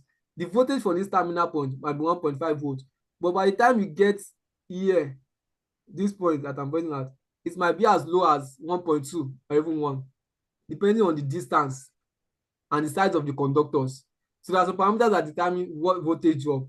So voltage is very important in calculating the solar design. You talk more into it when you get to the calculations. Some of you in electrical design will already be aware of it. We are talking voltage drop. For example, we have a 5 kVA, 5 kVA, so a 5 kVA 230 volt inverter is supplying a load 15 meters away. Like you have an inverter in a place and it's now supplying a load that is 15 meters away. If the voltage measured at the load point is 130 volts, calculate the voltage drop and participate the voltage drop. Now the inverter is somewhere. The output for the inverter is 130 volts, but because the distance, the load is far from the inverter, by the time you measure it at the end of the wire, it's only giving out 220 volts. So the voltage drop for the inverter to the load will be 230 minus 220 volts. That will give you 10 volts. That is the voltage. That is a voltage drop of 10 volts from the inverter output to the load. Then percentage voltage drop will now be 10. That is the voltage drop here divided by the original voltage. That is 230 volts times 100. So 4.3%. So there is 4.3% voltage drop from the from the inverter output to the load points. If you don't understand this, we explain better when you get to voltage drop calculation in the solar PV system. Load resistance. We also have load resistance. Load resistance also causes the voltage drop. Electrical horsepower. You need to know this. You see that for air conditioners, you hear people saying 1 horsepower AC, 2 horsepower AC. So 1 horsepower is equal to 746 watts. 1 horsepower is equal to 746. So if you have an AC that is 2 horsepower, that means you don't multiply it by 2 times 746. That is 1,492 watts. So you need to know that if you are sizing, after you are doing energy audit, and you get to a customer base that has 2 HP air conditioner, you know that what is 2 HP? Or someone that is using water pump that is water pumps are also measured in most of appliances that have rotary parts, they are rated in horsepower. So water pump can also be 1 HP, 1.5 HP. So 1 HP is called 746 watts. You need to know that. So these are just for those that are in Kirchhoff's law. They are for science students and electrical. You don't let us go into it. Frequently asked questions related to voltage and current. Why are bells on overhead power line not electrocuted? Bells are not electrocuted for the following reasons. Number one, currents flow through the path of least resistance. The resistance of a copper or aluminum conductor is far lower than the resistance of bed legs.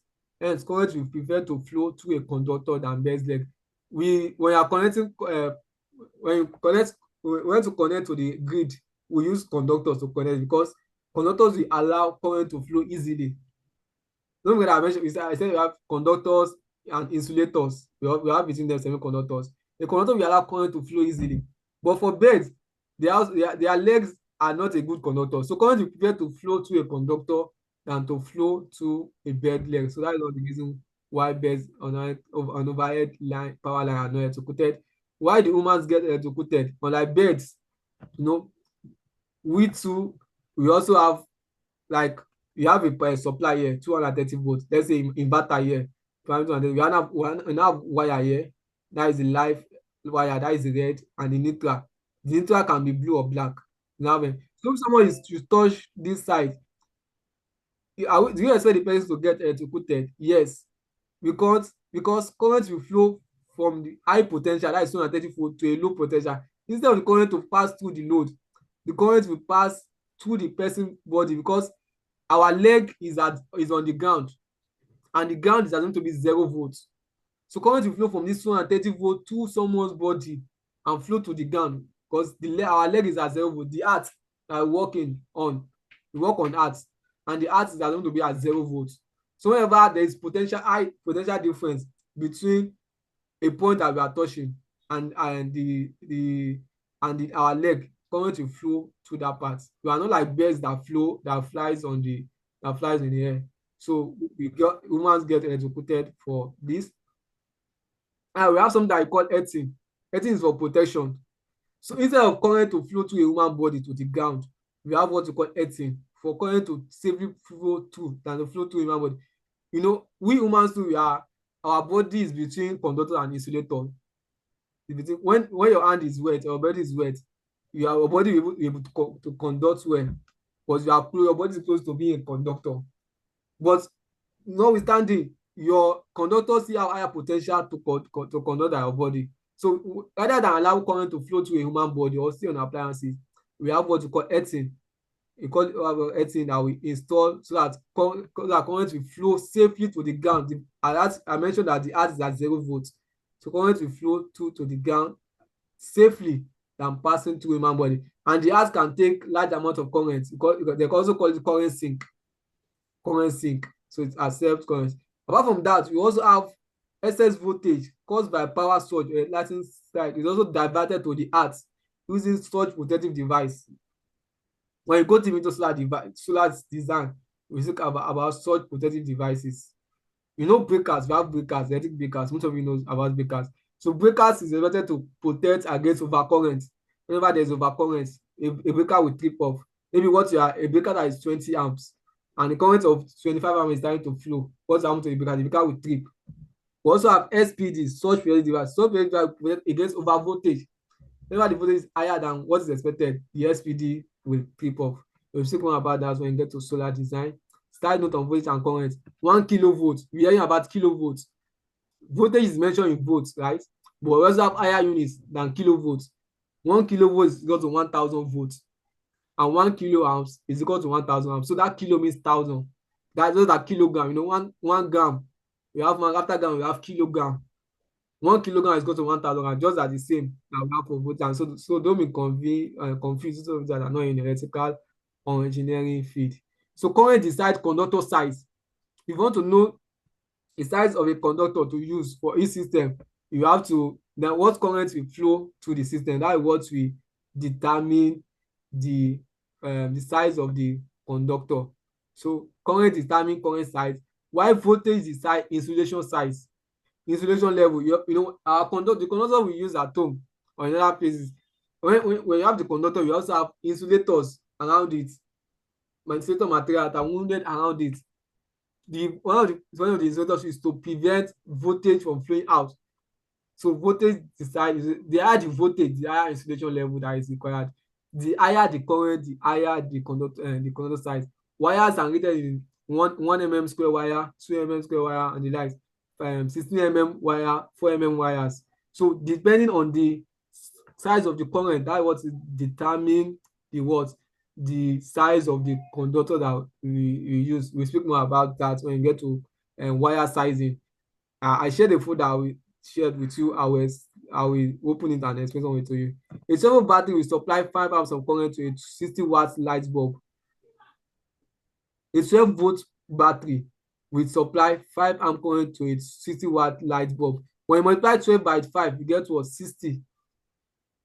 The 12-volt battery by 5 amp current. But a 230-volt inverter will supply just 0.25 amps of current to the 60 watts light bulb, because here the voltage is high.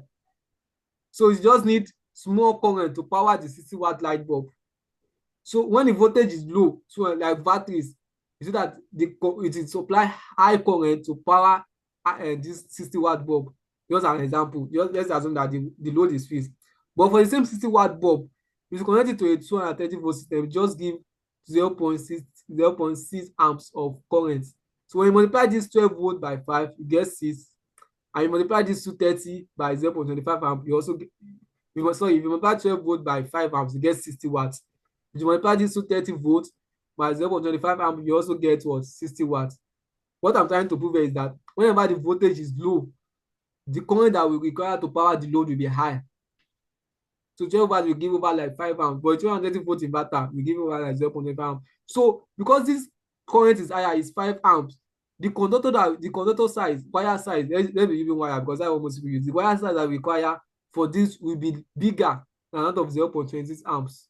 That is why these batteries, we see that wires that are used for batteries are usually strong and thick, because the voltage of most batteries that people use, they are 12 volts. Particularly the lead acid battery, they are 12 volts. So the wire size is usually thicker, so that you take high amounts of current. So I think a fuse or breaker is for overcurrent protection. I mentioned that we have a fuse. We speak about inverters, fuse or breaker sizing later. Now we that next week. Why such protective device? We also speak about such protective device is for over voltage protection. So batteries, solar panel, inverters, grid, and yet are called constant voltage sources because they were designed to supply a specific range of voltage. The output current depends on the resistance or power rating of the load connected. So you have a battery. You say your battery is 12 volts, but what is the current that the battery will give out? That is not fixed. It depends on the load you are connecting. If you are connecting a load that is big, that is like 50 watts, if you are connecting a load of like a battery that is 12 volt now, and you are connecting a load that is 50 watts, what current will it give out? You just divide, you know that power is equal to current times voltage. So to get the current, you just be what? Power all over voltage. So by next week I should be using the Google Classroom. I'll be able to explain better. So can anyone answer that? But I think that is simple. If you connect a let's make it interactive. Okay, someone has answered. I think. Yeah, voltage measures when load like the charge container and battery are connected. So when you have a 60 watt load connected to there is 50 watt load. If you have a 50 watt load connected to a 12 volt battery, to get the current, you just divide. I mentioned that power is equal to current times voltage. So to get the current output, you just power all over voltage. And I said the power is 50. So 50 divided by voltage is what? 12. So to give us 4.1 amp when the what? When the power rating of the battery is just 50 watts. Well, when the power rating is around 100 watts, that is times 2. It will now be what? Now be 100 divided by 12 instead of 50 divided by 12. It will now be 100 divided by 12, and that will be over what? 8.3 amps. So the 8.3 amps require bigger conductor size than the 4 amps. So I think we're able to get that. So these are just extra for those that are in electrical. You're able to understand this. Power transmission and distribution, yes. Okay, voltage and current. Yeah, now let me explain DC, direct current. Direct current is the flow of current in one constant direction. It does not change direction. Direct current always flows in direction. This is a direct current. This is a graph of direct current. From positive to negative, this is direct current. But this one is alternative current, AC. Alternative current, this is alternative current. It's changing direction over time. So that is the difference between direct current and current. And this wave, they call it a sine wave. This is a sine wave. Someone is asking me recently that we want to buy an inverter, and they said the inverter is producing a sine wave. It doesn't understand the meaning of sine wave. Yes, sine wave is the wave that are produced from AC source. Our generators, the fossil generator and the grid supply, they give out sine wave. They are good answer. But inverters can give out pure sine wave or triangular wave or different wave. But the best inverters is the one that are giving a sine wave, because that is the AC waveform that is supplied by the grid. Is a standard waveform for AC system. Most of you that are in electrical will understand what I'm saying better. So it's a sine wave. Call it a sine wave, changing direction. So we also have alternating current. So alternating current flow from the direction. If current were like water in the hose, this will flow in one direction. So direct current flows in one direction only. Solar panels and batteries, they produce DC, direct current. While AC will flow back and forth, alternating current. That's why they call it alternating. It's alternating current. This generates power source. So solar panel converts sunlight into DC power. So what you obtain from a solar panel is DC, direct current. You can't get AC from a solar panel. No, it's not possible. You get DC from a solar panel. The battery store DC and also provide the stored DC energy when it is required. So battery also stores DC. You can't store AC directly in a battery. It's not possible. So why we need an inverter is that most of our appliances are what? They use AC. So the inverter will be the one that will convert the battery, that will convert the DC in a battery to AC to power our load. And also the solar panel. If you are telling people about solar, like what comes out there is inverter. When people hear solar, what comes to their mind is inverter. The next thing that comes to their mind is inverter. They are used to it. So inverter is important because most of our appliances uses AC.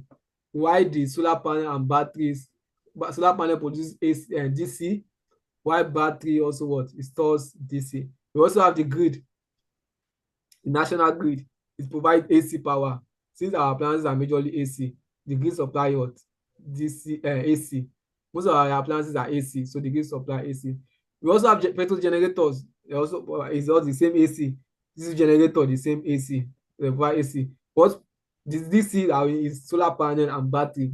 That's how we need, majorly why we need inverters to convert the DC stored in a battery to AC that we required, or supply the solar DC from a solar panel directly to AC.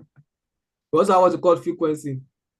This is what we call frequency. This one, the changing of the direction. Frequencies applies to AC only.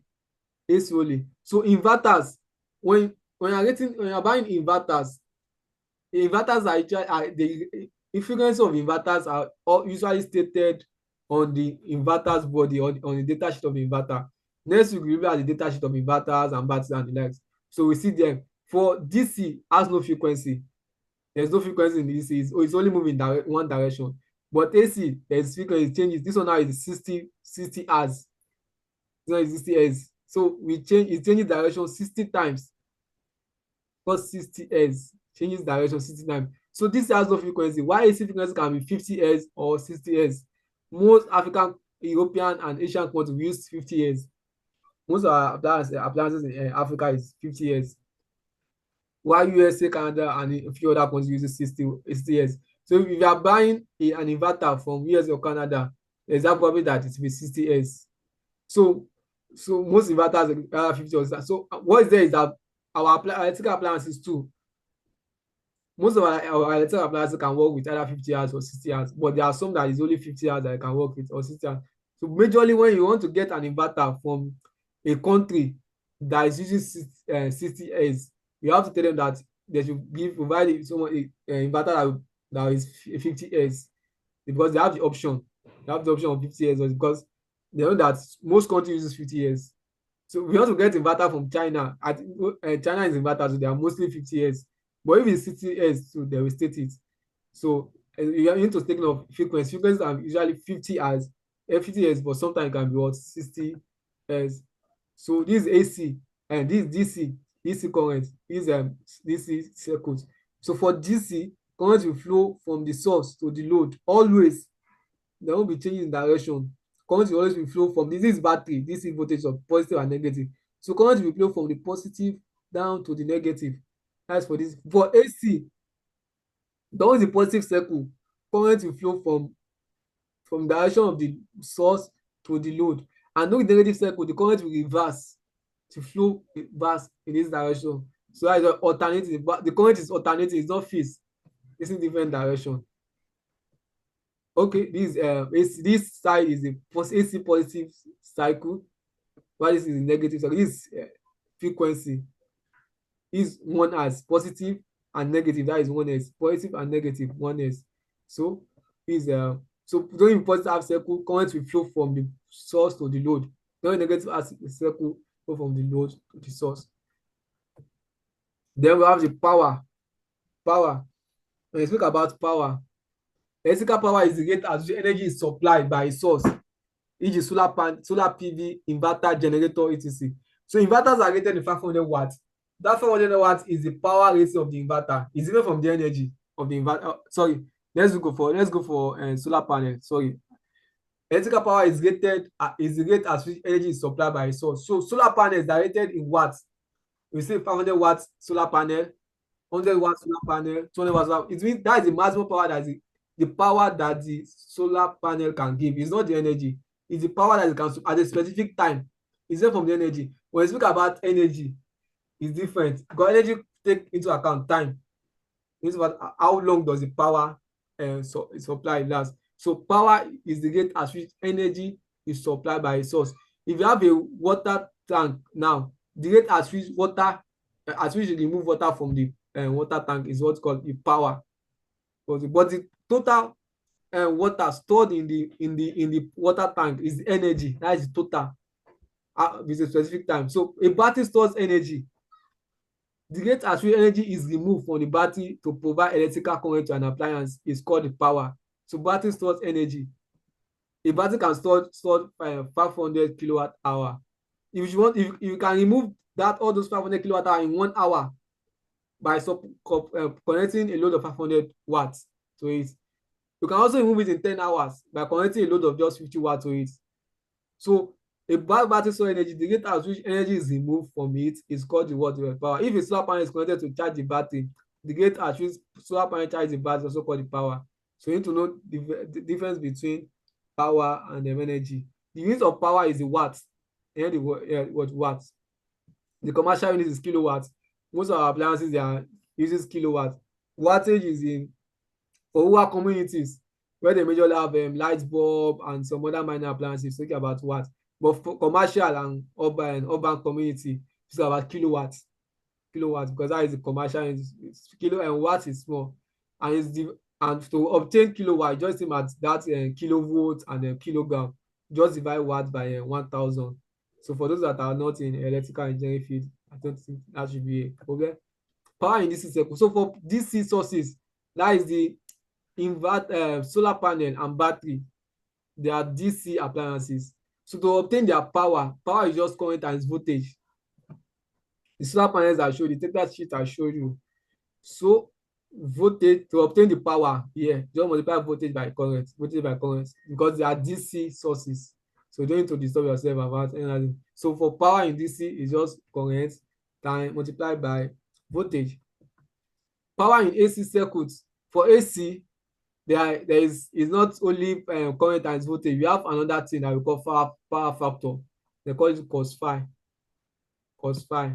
So power factor, you have to take into account the power factor when we're talking about power in AC circuits. So you have, because of the, and what causes that is the frequency. Because of the frequency changing in the waveform for AC, it led to three different powers. We have active power, reactive power, and apparent power. So to obtain the active power, multiply the current multiplied by voltage, but then by cos phi, we call it power factor. So mostly in electrical, we assume that this cos phi is 0.8. So the difference between power in AC and this, that you have to take account into this. If you want to rate power in watts for AC device, you have to take into account the power factor, that is cos phi, and usually assumed to be 0.8. We also have reactive power. The difference between reactive power and active power in the calculation. If you want to know more about it, please read this material very well, and other relevant material. So reactive power, current times voltage times sine phi, unlike active power that is cos phi, current times voltage times cos phi. Reactive power is current times voltage times sine phi. We also have apparent power. Apparent power is just current times voltage. For AC devices, just measure current times voltage, you get the apparent power. So for most electrical appliances that we have at home, our fans, TVs, and like, they are usually rated with active power. You see them what our refrigerators and the like. Manufacturer usually state the active power, not the reactive power or the apparent power. So most of our electrical AC appliances that we use are usually stated in with the active power. So these are the power formulas in DC circuits. For those of you that are in electrical, power formulas in DC circuit, you have just power is current times voltage. We will stick to that in our class. Power is equal to current times voltage. All these ones, they are for engineering and electrical students to deal with. So power in DC circuit is power current times voltage. For in single phase AC system, one of the differences between AC and DC is also that AC can be single phase or three phase. Is mostly single phase or three phase. Although you have two phases, you have 5-phase system, but mostly is single phase and three phase. Why DC is always single phase? There's no two phase DC, and that is always single phase. So the formula for calculating power in single phase AC circuits is different from that of a single phase system. So those of you that are in engineering, please go to it. We also did an example here. So energy, let's go to energy. Electrical energy is the form of energy resulting from the flow of electric current over a specific period, second or hour. So electrical energy is resulting from the flow of electric current over a specific period. How long does the current flow? Is it second or hour? Electrical energy is total amount of power generated or consumed as a specific period. The hourly rate is usually used for commercial purpose. So is the rate at which is the amount of power generated or consumed. So what power is just over is can be 1 hour, right? But energies can be energy for a day, energy can be for a week, energy can be for a month. So that the energy consumption for Nigeria is this, for how long, for the energy consumption in Nigeria for the month of October is this. For electricity companies, utility companies, they will tell you that you consume this certain amount of energy in a week, in a month, in a year, how long. So energy is over a specific time, but power is instantaneous. Just kill 500 watts. That at the time can be in a second, usually in second or hour. So energy is with a specific time. You cannot tell someone that you consume. You cannot just tell someone that have a house that you consume 500 kilowatt hour. The person also has that 500 kilowatt hour for how long? Is it for 1 day or 1 week or 1 month? It has to, what's the time range of that consumption? So energy is usually consumed at the time. So for calculate energy is because of power times time. Power times time. No, power is measured in kilowatts. multiply it by times, that is hour. So energy is equal to power times time, that is kilowatt hour. In energy trading, one electricity rate is equal to 1 kilowatt hour. Rate, what's the rate of energy that different countries have different electricity rates? It's the same energy. In Nigeria now, our rate is we have different rates. One of it is 209.5, that is Bande. It's the same 1 kilowatt hour. You should go to Ghana or other countries, there is also 1 kilowatt hour, but the rate will be different. The rate will be different. Also, other countries, the rate is still the same electrical rate, 1 kilowatt hour, but the rate is different. E.g., the average electricity rate in the USA is 16 cents. That's $0.16 per kilowatt hour. So for commercial purpose, you get energy per kilowatt hour. You pay for what you use per kilowatt hour. The electricity rate for Bande customers in Nigeria, we have different segments of customers. One is a Bande, is 209.5. So if I have 2,095 naira now, I can buy 10 units. That is 10 kilowatt hour. I can use my 2,095 naira to buy 10 units of energy from the grid power supplier. So if the 10 kilowatt hour energy purchase is used to power a 500 watt load, 500 watt is in as 0.5 kilowatt load, the energy usage duration can be calculated as usage duration because energy purchase, that is kilowatt hour, divided by power rating of the load, and that will be 10 kilowatt hour divided by 0.5 kilowatts. That is what was purchased is 10 kilowatt hour divided by the load. Maybe the person powers 500 watts, can be like a refrigerator, and that is now used to power a 0.5 kilowatts. So the energy will last for 20 hours. So energy is usually related with time, unlike power, like just second or hour. So the graph below shows the water analogy of power and energy. Power is the flow rate of energy, that is water. Power is watt or kilowatt, is like the flow rate. What is the rate at which the water is flowing? But energy is the amount of water that ends up in the bulk after a specific time, like after 1 hour, after 3 hours, after 2 days, after 1 week, after 1 month. What is total water that end up in the bucket? So you have it as energy. That is the difference between power and energy. Energy usually related with time. How long does it take? Side note of power and energy. The SI unit of work is joules. In physics, work is joules. That is energy. Joules. Energy is the ability of carry to do what? We talk about joules analyze in physics analyze. For those of you are in science and like basically. Also, we have DC-DC converter. Charge control, that is 8. A DC-DC converter is a device used to change the DC voltage and or current level on its input to another DC value on its output. A 12 volts 10 amp 24 volt 10 amps. When you multiply 24 volt by 10 amps, you get 240 watts. DC at the input to 12 volts 20 amp. That's only about DC at the output. So what the DC converter will do is that the DC at the input, we want to change it to another DC level at the output. So that is what a DC converts. Unlike an inverter, inverter converts DC to AC. The DC from a battery, inverter will convert to what? To AC. DC from a solar panel, inverter will convert it to what? To AC. But the DC converter, what it does is it converts the DC from one input to another DC value at the output. Unlike an inverter that changes a DC from input to AC from output, this DC converter converts from DC from one voltage and current to another DC. So when we're talking about power, we are talking about two parameters, voltage and current. So a DC converter will convert voltage from the voltage and current from the input to another value at the output. For example, you can convert from 24 volts to 12 volts, convert from 10 amp to 20 amp, but the power will still remain the same. It won't change the power. So you have to start with this DC converter. You have buck converter, boost converter, and buck boost converter. This is for those that are in electronics. This is a converter, charge controllers. You have voltage regulators. Yes. Now voltage regulators. These are the electronics. This is the regulator. Yeah. Now in solar PV system, this is the converter also called charge controllers.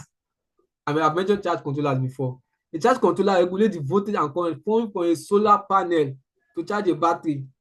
Because in most cases, this current and voltage from the solar panel is different from the one required by the battery.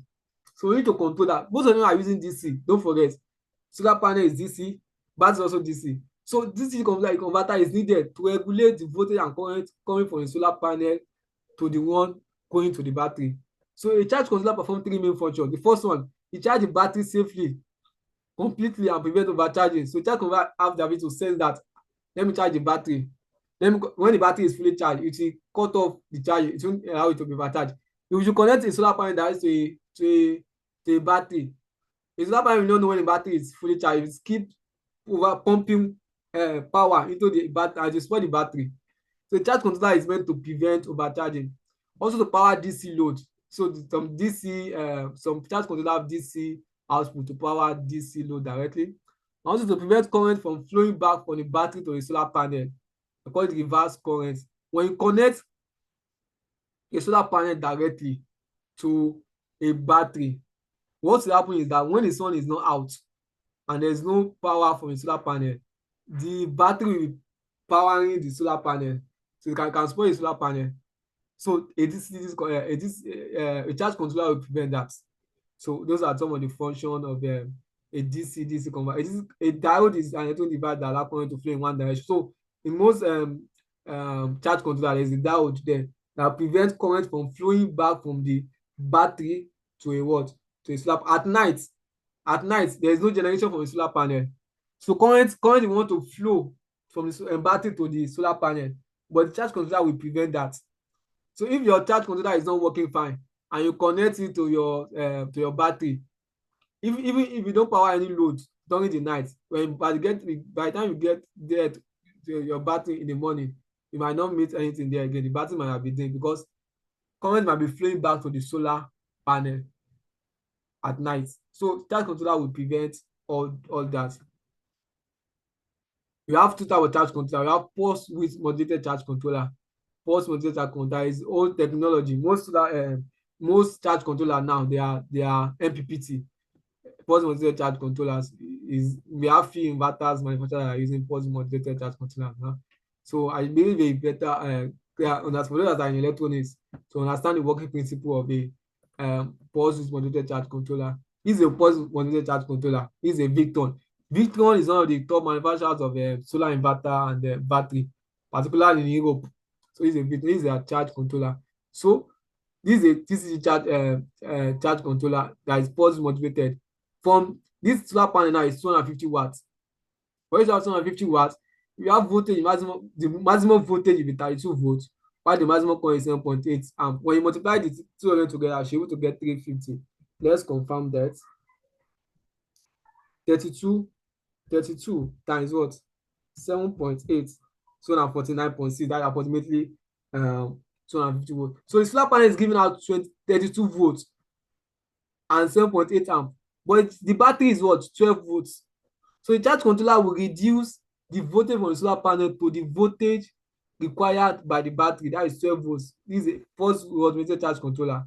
So to reduce it, the voltage here is 30, is 20. It reduces to 12 volts required by the battery. But the current, the MPPT charge controller, the pulse width modulated charge controller will not touch the current. It's just the current that is going there. As far as the battery can take the current, you just be supplying it. So the advantage of this pulse modulated charge controller is that it feeds the output rate to 12 volts. You cannot increase it. If the voltage from this source is more than 12 volts, to just supply it. If it is less, that's what you supply. It cannot change the voltage to a higher value. This is 7.8 amps. That's what you supply. When you better understand when you get to MPPT charge controller, the second MPPT charge controller that has higher efficiency than the pulse modulated charge controller. So this is a pulse modulated charge controller. This is 32 volts. The solar panel, the same solar panel, right? This is the solar panel. It's giving out 32 volts and 7.8 amps. But what the battery requires, this battery is a 12 volts. You cannot supply more than 12 volts to the battery. So the MPPT charge controller, what it will do is that since 32 volts here is there, it will step it down to 12 volts. But this current now is 7.8 amps. You now step it up to 20.8 amps so as to charge the battery faster and more efficiently. That is MPPT charge controller. Unlike this pulse modulated charge controller, the 7.8 amp, it cannot increase the 7.8 amp. That is, it just supply what is coming from the solar panel, it just supply it to the battery.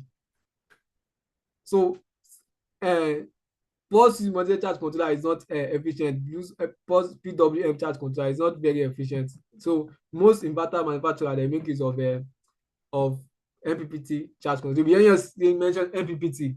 By the time we are getting to system sizing, you will see the data, you will write the MPPT. So don't get confused. It means maximum power point tracker, charge controller. So for most most charge controller have 3 stages charging function. The first one is bulk charging. The bulk charge is when the battery voltage is low.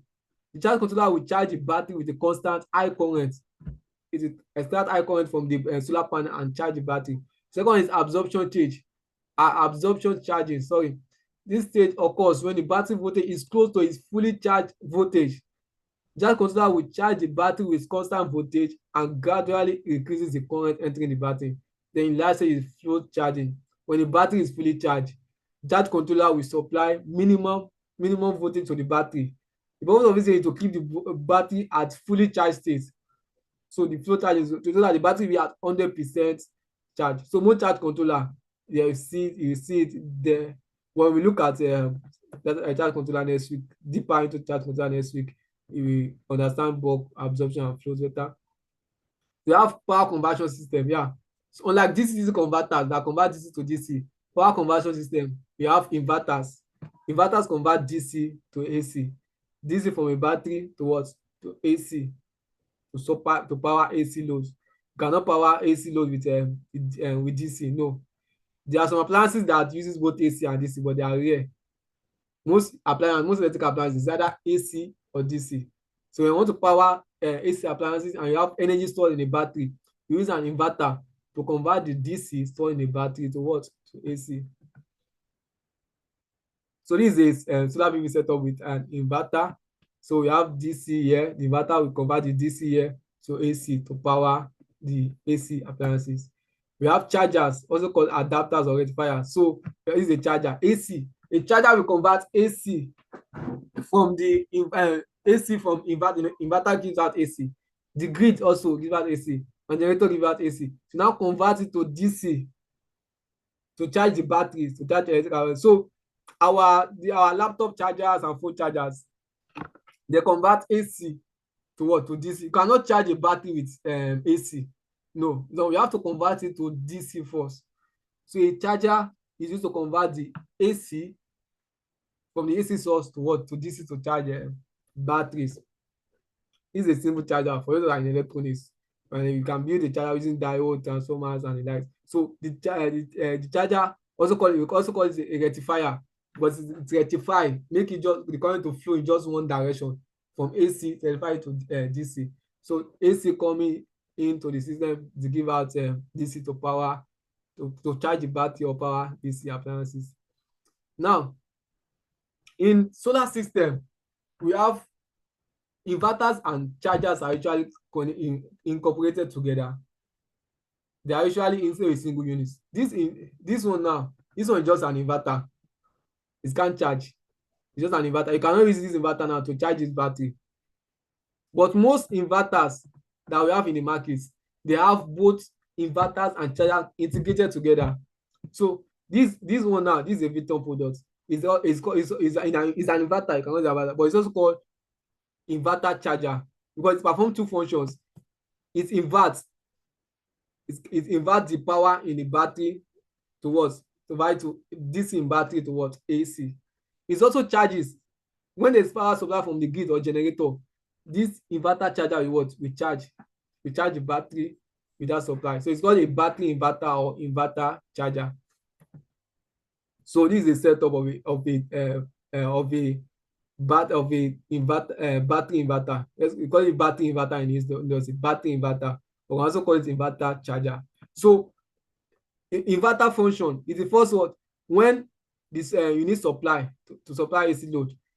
The battery inverter will convert the DC stored in battery to AC to power AC appliances directly. That is one of the function. Then charger, when there is supply from the grid or generator, the battery inverter can convert the AC coming from a grid or generator to DC to charge the battery. So it's performing two functions. It can invert or charge. That's why I call it inverter charger or battery inverter. So that's one of the PCS, power conversion system. You can call it a PCS because it's converting power from AC to DC and DC to AC. So this is one of the type of inverter that we have in the industry. We call it battery inverter, also called inverter charger. Then the second one, hybrid inverter.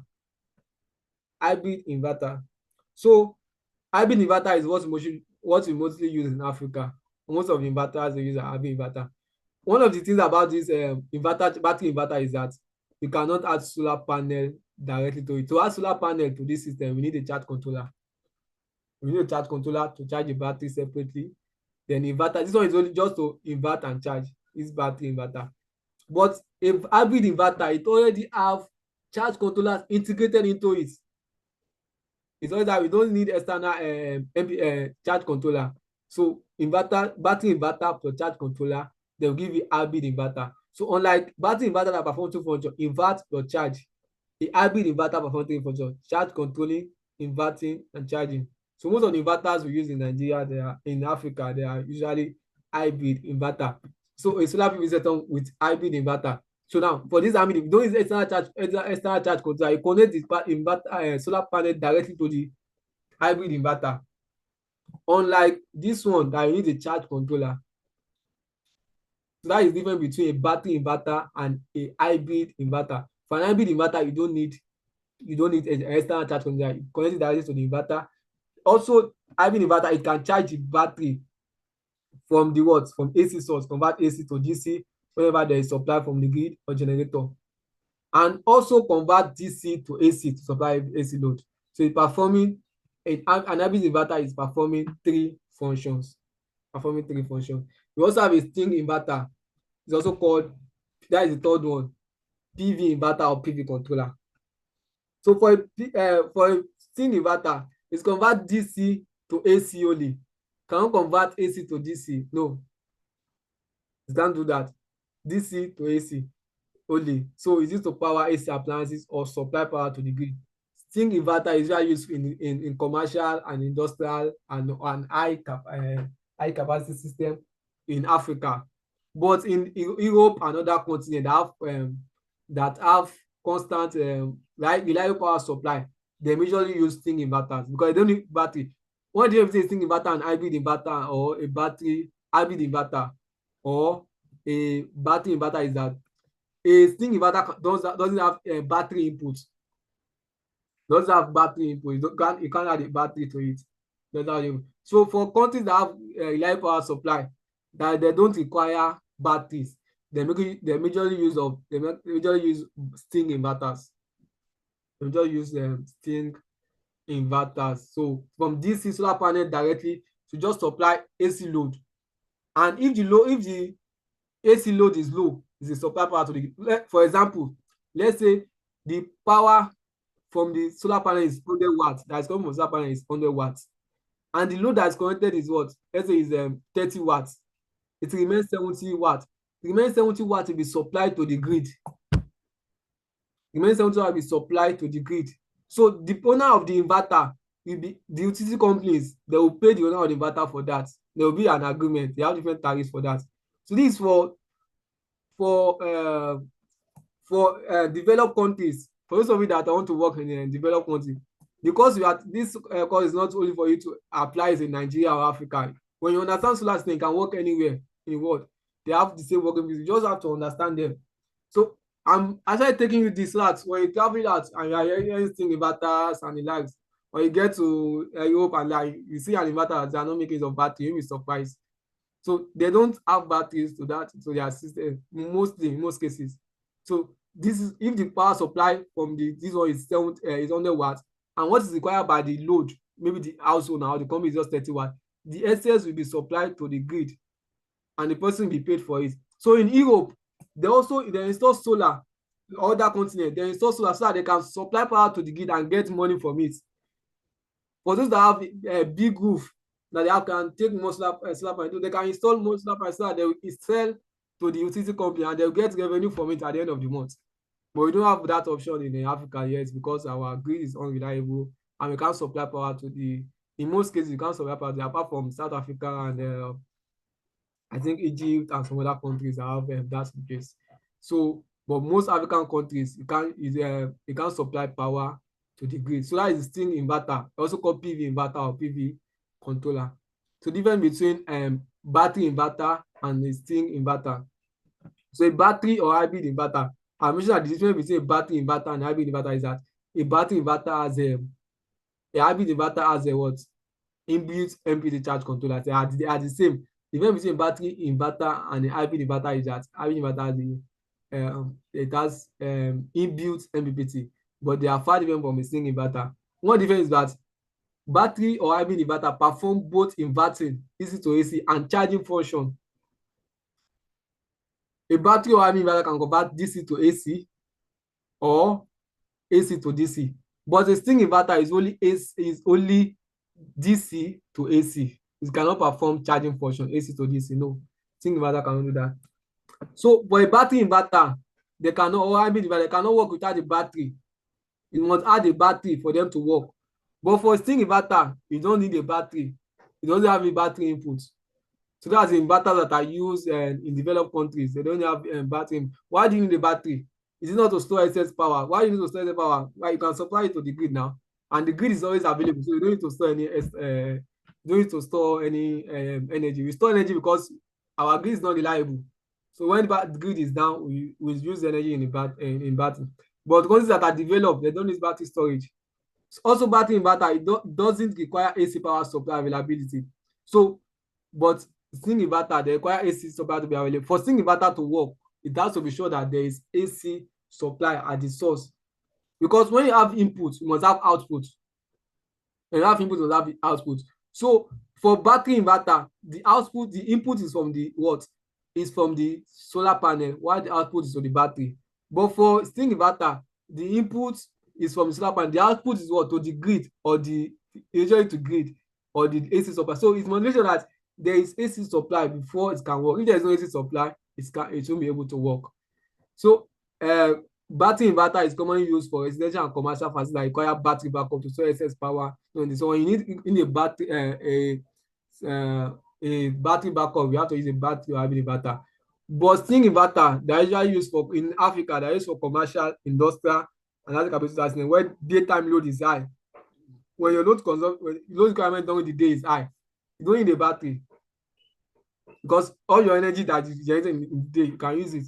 So you need a battery, and battery is not required to sell energy. So for those cases, they use Sting inverters. Battery inverter is commonly used in countries with unreliable grid supply.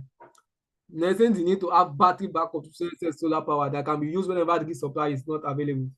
But for Sting inverter, they are used in countries with stable and reliable grid supply. Then battery storage is not required. And so power can be supplied to the grid. So that is in developed countries, they usually install Sting inverters.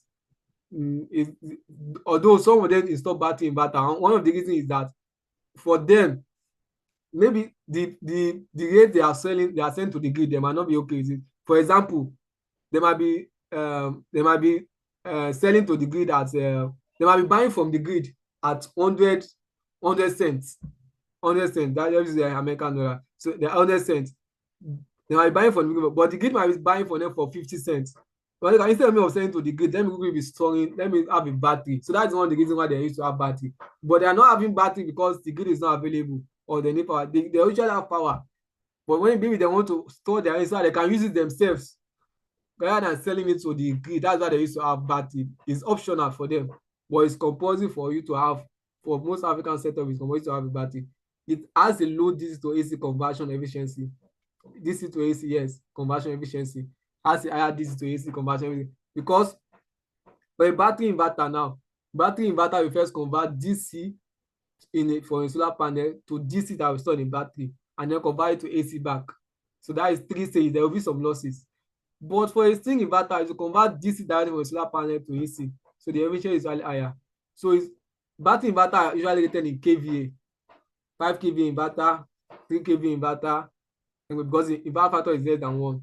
But string inverter, they are often rated in kilowatts, as the power factor is 1. When you get to inverter this thing, I will show you that battery inverter is more expensive to set up, as always require a battery. Yes, set up a system using battery or inverter is more expensive because you must add the battery to it before it can work.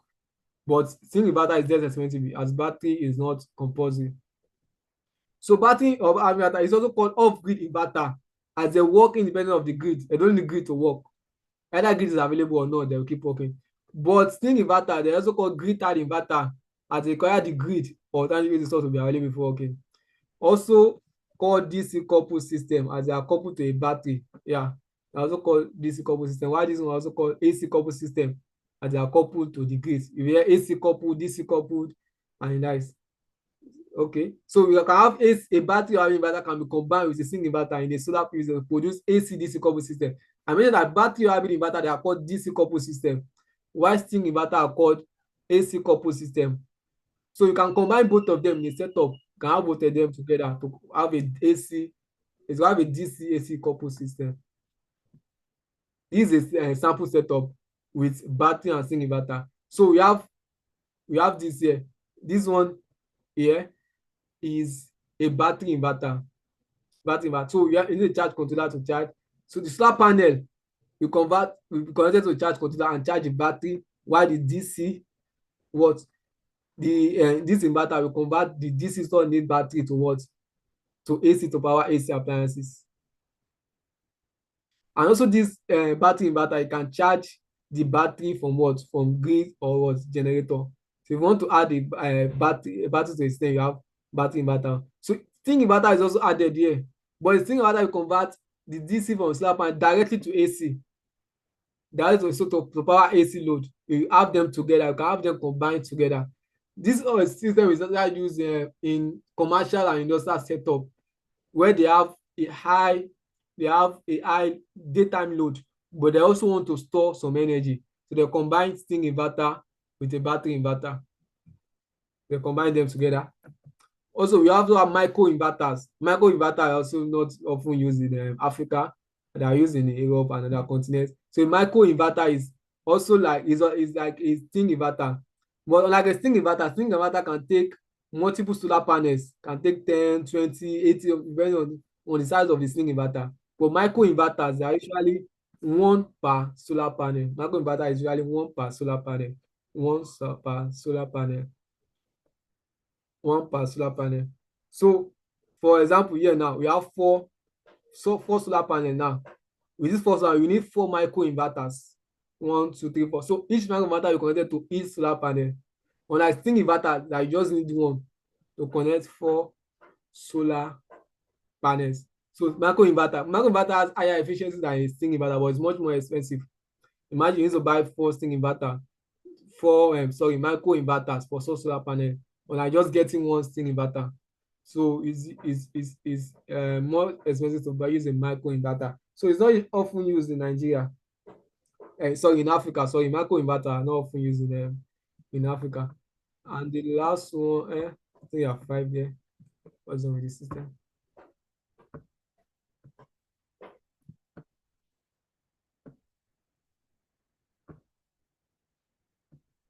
Okay. Something that's gone wrong. So optimizers. We also have what they call optimizers. Optimizers are also a module level power conversion system that is installed for each solar panel in a solar PV system. So optimizers. But the difference between optimizer and a micro inverter is that a micro inverter will convert from DC to AC, but optimizer is DC.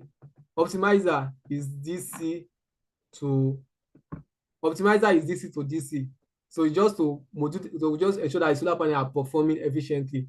That's why we have optimizers installed on the system. We have the last one, have a center inverter. So a battery or hybrid inverter usually 3 kVA to 5 kVA inside. Most of them that are dealing with inverter, you see that most inverters are 3 kVA, 5 kVA, 10 kVA, 15 kVA. The maximum you see that is around 25 kVA in size. It usually involve connecting multiple of these inverter in parallel to obtain higher capacity. If you want to obtain a 45 kVA system, you might need to combine 3 units of 15 kVA inverter to obtain a 45 kVA inverter system. Also, string inverters too are usually 3 kilowatt to 20 kilowatts in sizes. Shall involve connecting multiple of these inverters in parallel to obtain a capacity, e.g. 3 units of 20 kilowatts string inverter to obtain 20 kilowatts string inverter. But a center inverter is a single battery or having inverter, or a single string inverter that have a high capacity. A central battery or having inverter can be 50 kilowatt, just one inverter can be 50 kilowatt, 100 kilowatt, 500 kilowatt, 1000 kilowatt or higher. A snapping inverter can also be 50 kilowatt, 100 kilowatt, 150 kilowatt hour. Central inverter are often used in commercial and industrial facility or large capacity solar system and supply power to the grid. So central inverter is high capacity inverters. Just like generators, our petrol generators, they are, what is the highest capacity of petrol generator you see? Less than around 10 kilowatts. But if you want like 25 kilowatts generator, you have to go for diesel generators because petrol generator have a limit. So that is how it is our inverters. All those battery or inverter, they have a limit. If you are going for higher capacity, you have to go for central inverter. So this is a number of central inverter. This is a 500 kVA central inverter. It's very big. You can't carry it. So it can. I don't even. You need something like they call a high up to carry it. I don't even think 10 people can carry it. So 500 kVA central inverter. It's very heavy. I just seeing the picture. They say this is a 150 kilowatt central string inverter. Is Huawei. Huawei is I think this is the highest capacity of string inverter we have in the industry now. 150 kilowatt. They just released it like 3 months or 4 months ago. Huawei 150 kilowatt central string inverter. So inverter is very important in or call it PCS. We use inverter, but in industry we use PCS because it's not only inverter, it can invert or charge. So we use PCS, power conversion system. So it's very important. We also have transformers. Transformer in solar system is also important. So transformers is for AC to AC voltage level conversion. We have DC converters. So transformer is for AC to AC voltage level conversion. Like for example, 100 volt 10 amp at the input to 40 volts, 100 volt 10 amps at the input to 400 volt 2.5 amp at the output. So transformer can step up or step down the voltage, or if you step up the voltage, if you increase the voltage, we call it step up transformer. But we should reduce it, we call it a step down transformer. So these are the following content of transformer. We have the step up transformer, increases whatever the voltage is higher, level voltage. We also have a step down transformer, you step it down. We have auto transformer, it can increase or decrease the input voltage based on the voltage requirement. We also have isolation transformer. Isolation transformer is important for high capacity solar system. We also have a current transformer that measures decrease the current at the input to a lower value at the output. We also have what we call the voltage transformer, also called potential transformer, decreases the voltage at the input to a lower voltage at the output for meeting. This is a step-up transformer. Most of the transformer we have in residential, close to our residential places are step-down transformer. They are used to step down the high voltage from distribution company, from this power distribution company. Now step it down to what we can use at home. But the supply from the distribution companies around, for Nigeria, is around 33,000 volts to 11,000 volts. We can use that at home. We use that at the small most of our appliances. We just I'm blowing. Appliances we just be blowing. So a step down transformer will now step it down from that 33,000 volt to 11,000 or 11,000 volt to 400 volts. Line voltage, also at that volt phase voltage that our electrical appliances at home can use. So in solar PV system, inverter can be transformer based or transformer less inverter. Next week you will get to know when you are reading data on inverter. It can be transformer based or transformer less inverter. Transformer based inverter, most battery inverter and big inverter have inbuilt transformers. They have inbuilt transformers. So the inverters will be used to either step it or something like that. So most battery inverters or battery inverter, they are transformer based. But transformer-less inverter, they don't have transformers in them. So most thing inverters are transformerless. Some inverter they're using switching techniques, electronic devices to increase or decrease the voltage level. So transformerless inverter. The advantage of transformer-based inverter is that it has a higher efficiency than the transformer-based inverter, and it's lighter. The transformer is usually heavy. Okay, so for a inverter that doesn't have a transformer, it's lighter than the transformer-based inverter. Oh, what is this thing? Okay. So voltage regulator is AC. So I spoke about voltage. We mentioned voltage regulator in AC. If you read it, it's a material. You see it. You have voltage regulation in AC. Automatic voltage regulator in inverters and generators. Specific generator, they have AVR for generator, automatic voltage regulators. So that this with generators we know very well. It regulates output voltage because inverter or generators, they are expected to give out 230 volts. 230 volts. Most inverters we use, most generators and inverters that we use in Africa, they're able to give out of 230 volts. But sometimes the device will want to malfunction. So automatic voltage regulator will regulate the output voltage from those devices. We also have voltage stabilizers. Voltage stabilizers in countries with unstable grid supply. You know, our national grid in Nigeria now is able to give us 230 volts, and mostly in most African countries, they use 230 volts. But sometimes the supply might be as low as 100 volts to 200 volts. So we need a stabilizer to increase the voltage or what? Reduce the voltage. That is the function of a voltage stabilizer that you use at home. We also have automatic voltage switchers, AVS. These are AVS. AVS is that unlike a voltage stabilizer that can increase or decrease the voltage, maybe the voltage that's coming in 100 volts, a voltage stabilizer will increase it to 220 or 230 volts. And the voltage is around 300 volts. The input is around 300 volts. A voltage stabilizer will what? Will reduce it to 220 volts. But AVS, automatic voltage switchers, what they do is that they will read what is coming in. Maybe what is coming from the supply is 200 volts, and AVS will switch off if the voltage that is coming in is lower or higher than the expected. So AVS cannot increase or decrease the voltage that is coming. It only to make sure that this thing, the voltage that is coming in, is the expected? If it is yes, to allow it to pass. If it is lower or higher, to switch off. So is the difference between AVS and voltage stabilizer. We also have voltage monitoring relays. Voltage monitoring relays. The difference between voltage monitoring relays and AVS is that AVS are usually fixed. They are 230 volts. So if the voltage that is coming is less than 230 volts or less, it won't allow it to pass. But a voltage relay, you can set it yourself. I want 230 volts to pass. I want 200 volts to pass. I want this voltage to pass. So that is voltage monitoring. You can set it yourself. You know how the device can check. This is the voltage I want to, because voltage is very important. Voltage is whether it's our device we use. If the voltage is higher than what is expected, it will spoil the appliance. Maybe what the appliance is using 230 volts. Now supply is 400 volts. You just then bam, it's a blow off. And if it is low, what will happen? The appliance will not function well. So voltage is very important. So voltage monitoring devices, they are very important in our appliances. We also use it in solar system, particularly in residential solar system setup, where we need to control the voltage that is charging the inverter, that is charging that is charging the inverter. Yes.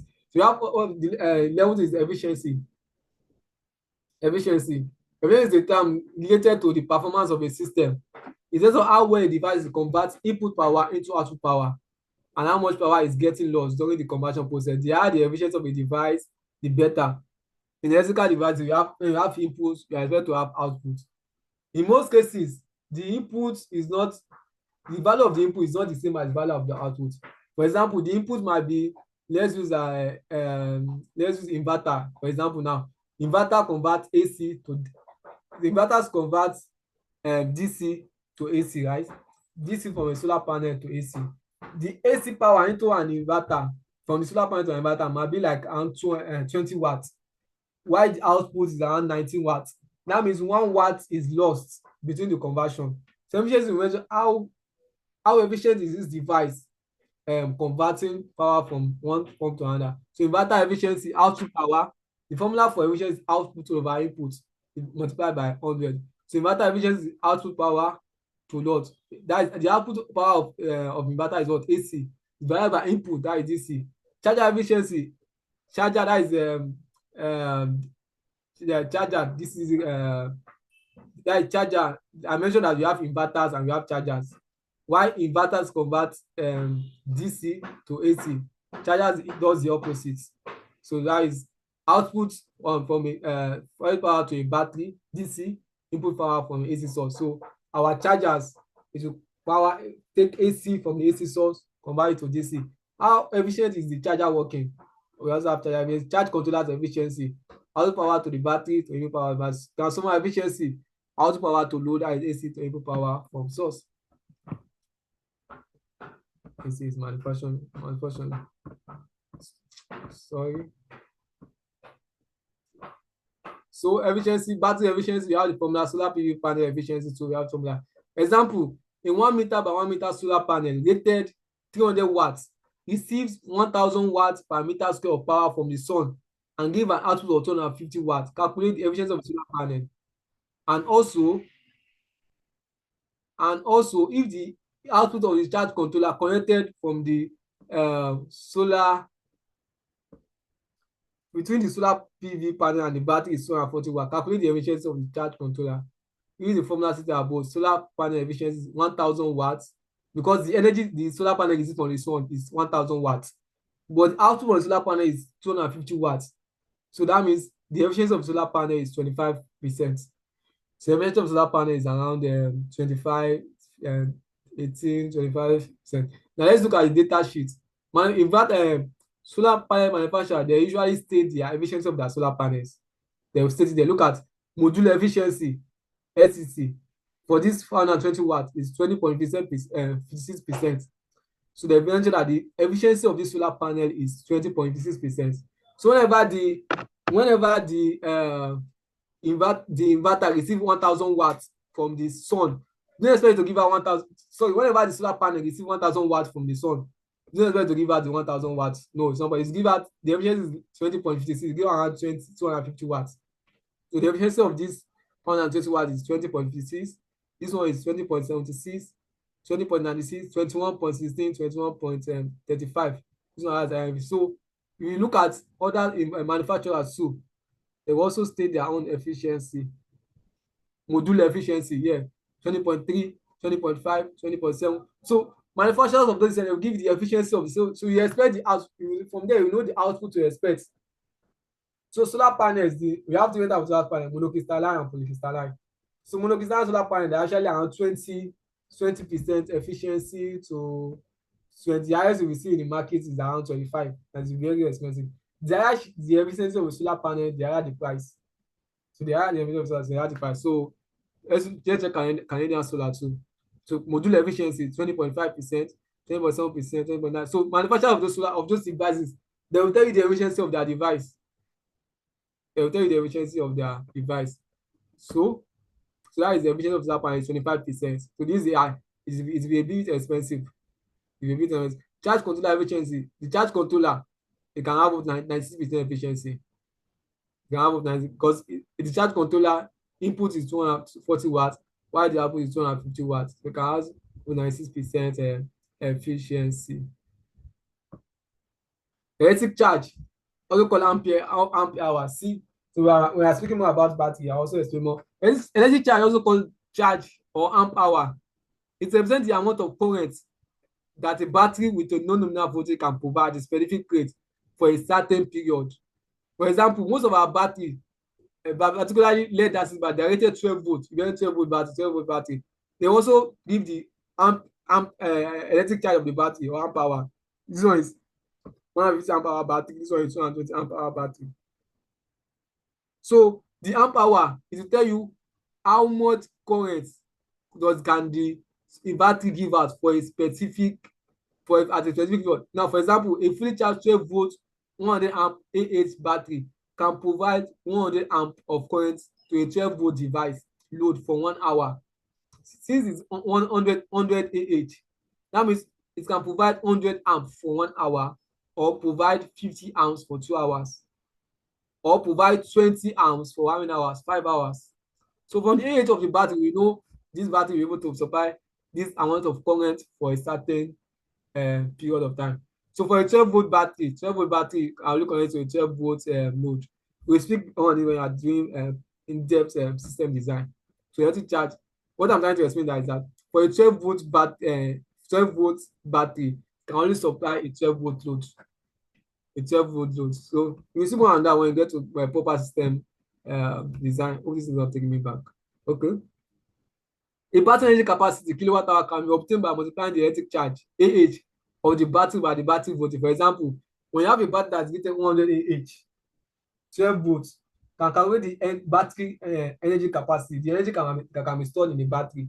How are you going to calculate that? Just multiply the electric charge AH by 12. So 100 AH times 12 give 1000 VAH. That is 1200 watt hour. That is 1.2 kilowatt hour. So the electric charge of a battery can also be calculated dividing battery energy capacity by its voltage. Example, a lithium-ion battery is 5.1 kilowatt hour, 48 volt. Calculate the electric charge. One of the differences between a lead acid battery and lithium-ion batteries are lead acid battery, they usually state their voltage 12 volts and the AH 12 volt battery 100 AH, 12 volt battery 150 AH. But lead acid lithium-ion batteries, they usually state their energy capacity. I say the capacity of the lithium-ion battery is 5 kilowatt hour. So like Felicity Solar now, even though Felicity, they have a 5 kilowatt hour lead acid battery, and the likes another battery manufacturers. So if from this 5.1 kilowatt hour, we want to obtain the AH, just divide 5.1 kilowatt hour divided by 48, so you get the AH of the battery. You can also get the battery usage duration from, you know, the battery capacity. For example, it's 5.1 kilowatt hour, and you connect a load of 0.5 kilowatt to it. So we apply the 5.1 kilowatt, the total energy capacity of the battery divided by 0.5, you get 10.2 hours. Connection of DC voltage sources. Okay. DC voltage, we have series connection and parallel connection. We are connecting solar panels, yes, and batteries. DC, they are DCs, so they have positive terminal and negative terminal. So for you to have series connection means positive terminal of one solar panel or battery to negative terminal of another. That is series. When you have parallel means positive to positive and negative to negative. So series means positive to negative. One positive on one terminal to a negative. While parallel means positive to what? To positive, and negative to what? To negative. So it's not, it's that is that we can have that in DC voltage, or that's DC voltage of battery and inverters. So we can have series connection and parallel connection. So I just want short circuit. Now, these positive and negative terminal, if you connect them together, you have the short circuit current. Short circuit, but this is not advisable to be done when the sun is out. So open circuit voltage is when you see from the data sheet of this inverter, of these solar panels, you see open circuit voltage, short circuit current. Short circuit current here, that is how it is in other inverters too. Other solar panels too, sorry. Short circuit current, maximum power, all those stuff. Short circuit current, look at this open circuit voltage. So what I mean by short circuit current is that when you connect the positive and negative terminal together, the solar panel will give out the maximum power, the maximum current, sorry. To give out the maximum current that it can produce. So it's not advisable to do that, because it might, depending on the output, it might cause the current might be high and it might cause damage. The open circuit voltage is when there is no connection between the two of them. There is no connection between the positive and negative. So that is open circuit voltage. So that's what is meant by open circuit. In those data sheet, we've seen open circuit voltage, short circuit current. So we have so series connection is for positive of one battery to the negative of another battery. Should not connect two batteries to a single battery. Should not connect the positive and negative together. Now use the short circuit. It might cause fire explosion. So it's not advisable. It's not You can't do that. It's not, it will cause damages. So positive to negative, series and parallel is for different different solar panel or different battery. Cannot use a single battery now and say you want to connect the positive and negative together. No, it will cause damages. Then also for AC devices, you have live and neutral. You cannot connect positive to negative. You should know that. Those of you that are not in electrical or engineering field, you should not say a series is positive to negative. You now connect live and neutral together. No, it will cause damage. That is for only for DC devices, solar panel and battery. Then you can connect live positive terminal and negative terminal together. But for AC, don't connect live and neutral together. It will lead to disaster. A battery bank, you have a battery bank. One battery can connect to form a battery bank. The connection of a battery can be done in 3 ways. Series connection. Series connection is not to increase the output voltage of the battery bank. I mentioned that series means positive to negative. This is positive series, positive to negative. That is series connection of 2 batteries. So you have series connection to increase the voltage. Parallel connection, positive to positive, negative to negative. That is parallel connection. We also have series parallel connection in that some batteries will be connected in series first. This one positive to negative, positive, then now connected in parallel. So this one is series 1, series 2. That is series parallel connection of a battery. That's what we call a battery bank. When you have more than one battery, we call it a battery bank. You are now having a bank to store energy. Also, some other battery parameters, we have battery type. Yeah, we have lead acid battery. We have lead acid battery can be wet cell, shorted, or dry cell, that is sealed lead acid battery. Those lead acid batteries that require water to be periodic water supply to be added, they are wet cell. So this is a flooded lead acid battery. Flooded lead. This is a what? Sealed lead acid battery. This is a lithium 12 volts 100 amp lithium ion battery. 200 amp lithium is a 14 volt lithium ion battery. It's different types. Lithium ion battery. Battery energy density. You have battery energy. The energy density of a battery is the amount of energy that the battery contains compared to its weight. It is often measured in watt hour per kilogram. The energy density of a lead acid battery is 30 to 100 watt hour per kilogram, while that of lithium ion battery is 1 amp to. So a lithium ion battery has higher energy density than a lithium ion battery have higher energy density than lead acid battery. So lithium ion battery can store more energy with less space, but lead acid require the battery energy density is low. Battery depth of discharge is what is the depth of discharge of a battery? For this battery now is 0% depth of discharge. How discharge is this one is 80% depth of discharge. It has been discharged, 35% depth of discharge. No, it's 100%. There is no energy in it, 100% depth of discharge. While battery state of charge is opposite of what? Depth of discharge. State of charge measures how charged is the battery.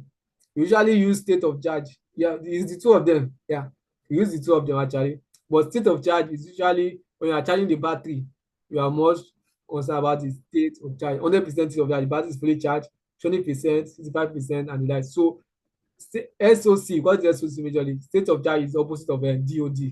So you need to note that. Battery life cycle. Battery life cycle means how long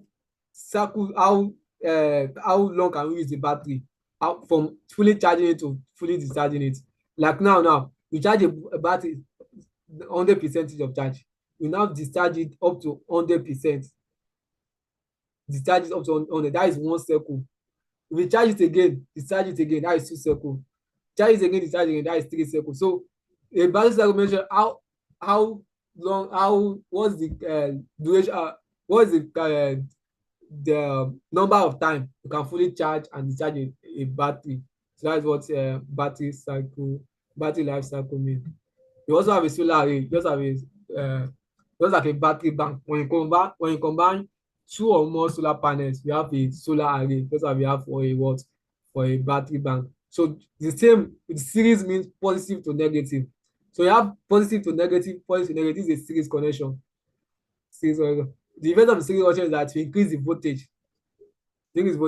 Now here is 19.6 volts solar panel, 5.72 amp solar panel. So when you combine 4 of them together, it will give you what, that 71.6 volt, that is 17.9 volt times 4. But the current will still remain the same, 5.72 amp. So that's for a series connection. Positive to negative, it will increase the voltage while the current will still remain the same. That is for a series connection of solar panel. Then parallel connection. For a parallel connection, parallel means what? Positive to positive, positive to positive, positive to positive, negative to negative, negative to negative. That is a parallel connection. For parallel connection, the voltage will still remain the same. It's the current that is what? That will increase. The same, just like the same for a battery. So the current that will increase. So that is the difference between series and parallel. Also, we can have series parallel connection. For this parallel connection, we have some parallels connected in series, positive to negative, connected in series. Then we have them, after connecting them in series, we have them connected in parallel again. So this is series thing 1. This one is series. So they call it series thing 1. This one is series thing 2. So when you connect them in series, positive to negative, now connect them together in parallel again. Negative to negative. You can have multiple of that. So this is a series parallel connection. So these are another example of series parallel connection for 3 solar panel. This is series thing 1. Combine these 3 in series. They now combine them in parallel. Parallel. So connected in parallel. So see series parallel connection. Okay, let's have it by using the 12 frequency electrical terms. So the 12 we mentioned is voltage. Voltage is important. When you look at this, the data sheet of the devices, you see data sheet, voltage to design a solar PV system. You need to understand voltage very well. Voltage, after voltage you have current. After current you have what? Power. Power is also important. Energy too, and get to battery, get to voltage, current. You have direct current too. DC, you need to know your DC device very well. DC, they are just majorly two. Battery is DC, solar panel is also DC. Alternating current, that is current we use at home. That is what the output from the inverter, the output from the generator, the output from the grid, the IC. We also have frequency. Frequency is one of the major difference between DC and AC. DC doesn't have frequency, it's 0. The frequency of DC is 0. While AC can be 50 Hz or 60 Hz. We also have power. To obtain power for DC, just multiply voltage by current. For these solar panels now, to obtain the power, you have 40 multiply voltage by current. You must go get the power. So power is also important to understand power. We also have energy. Energy is power over time.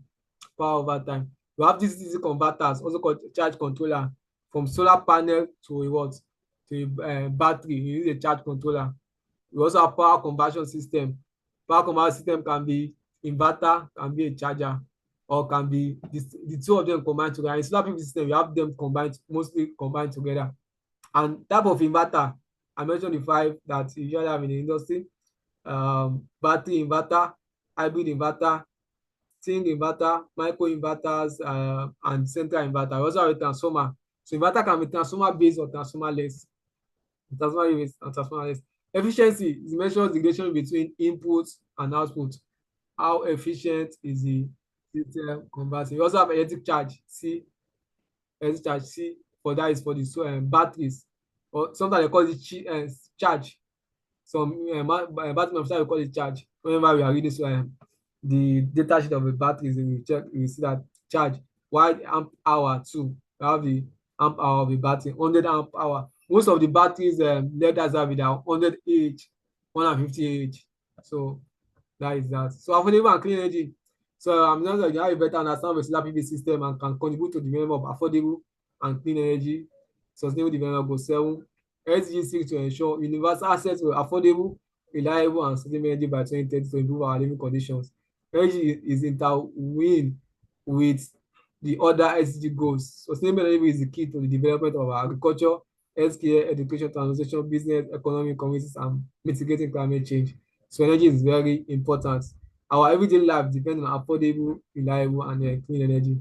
Thank you once again. Is there any question from anyone? concerning this presentation. If you want to ask, you can let me know if you want to ask that, so I can unmute you. Okay, Victor, you can unmute. There's no any question in the chat. Okay. Thank you so much. Okay. Talking about the data sheet, I was trying to ask question around NOCR. What does NOCR column mean? Because NOCT, you didn't touch that area. NOCT. NOCT, yes. Yeah, okay, that's fine. Let me answer that first. It's very good. It's also relating to the question, so when you have NOCT, STC means standard test condition. Standard test condition. What NOCT means nominal operating cell temperature. I think it's stated below. Yes, STC, NOCT, nominal operating cell temperature. So STC means standard test condition. Whenever solar panels are manufactured, the standard is that, for example, 100-watt solar panel, the manufacturers of the solar panel, they pass it through a standard test condition to determine the size. So for that standard test condition, there's something called irradiance, the energy from the sun that will be illuminated on the solar panel is 1,000 watts. They will illuminate 1,000 watts watts per meter square of irradiance to the solar panel. At a cell temperature of solar panel is 25 degrees centigrade and air mass of 1.5.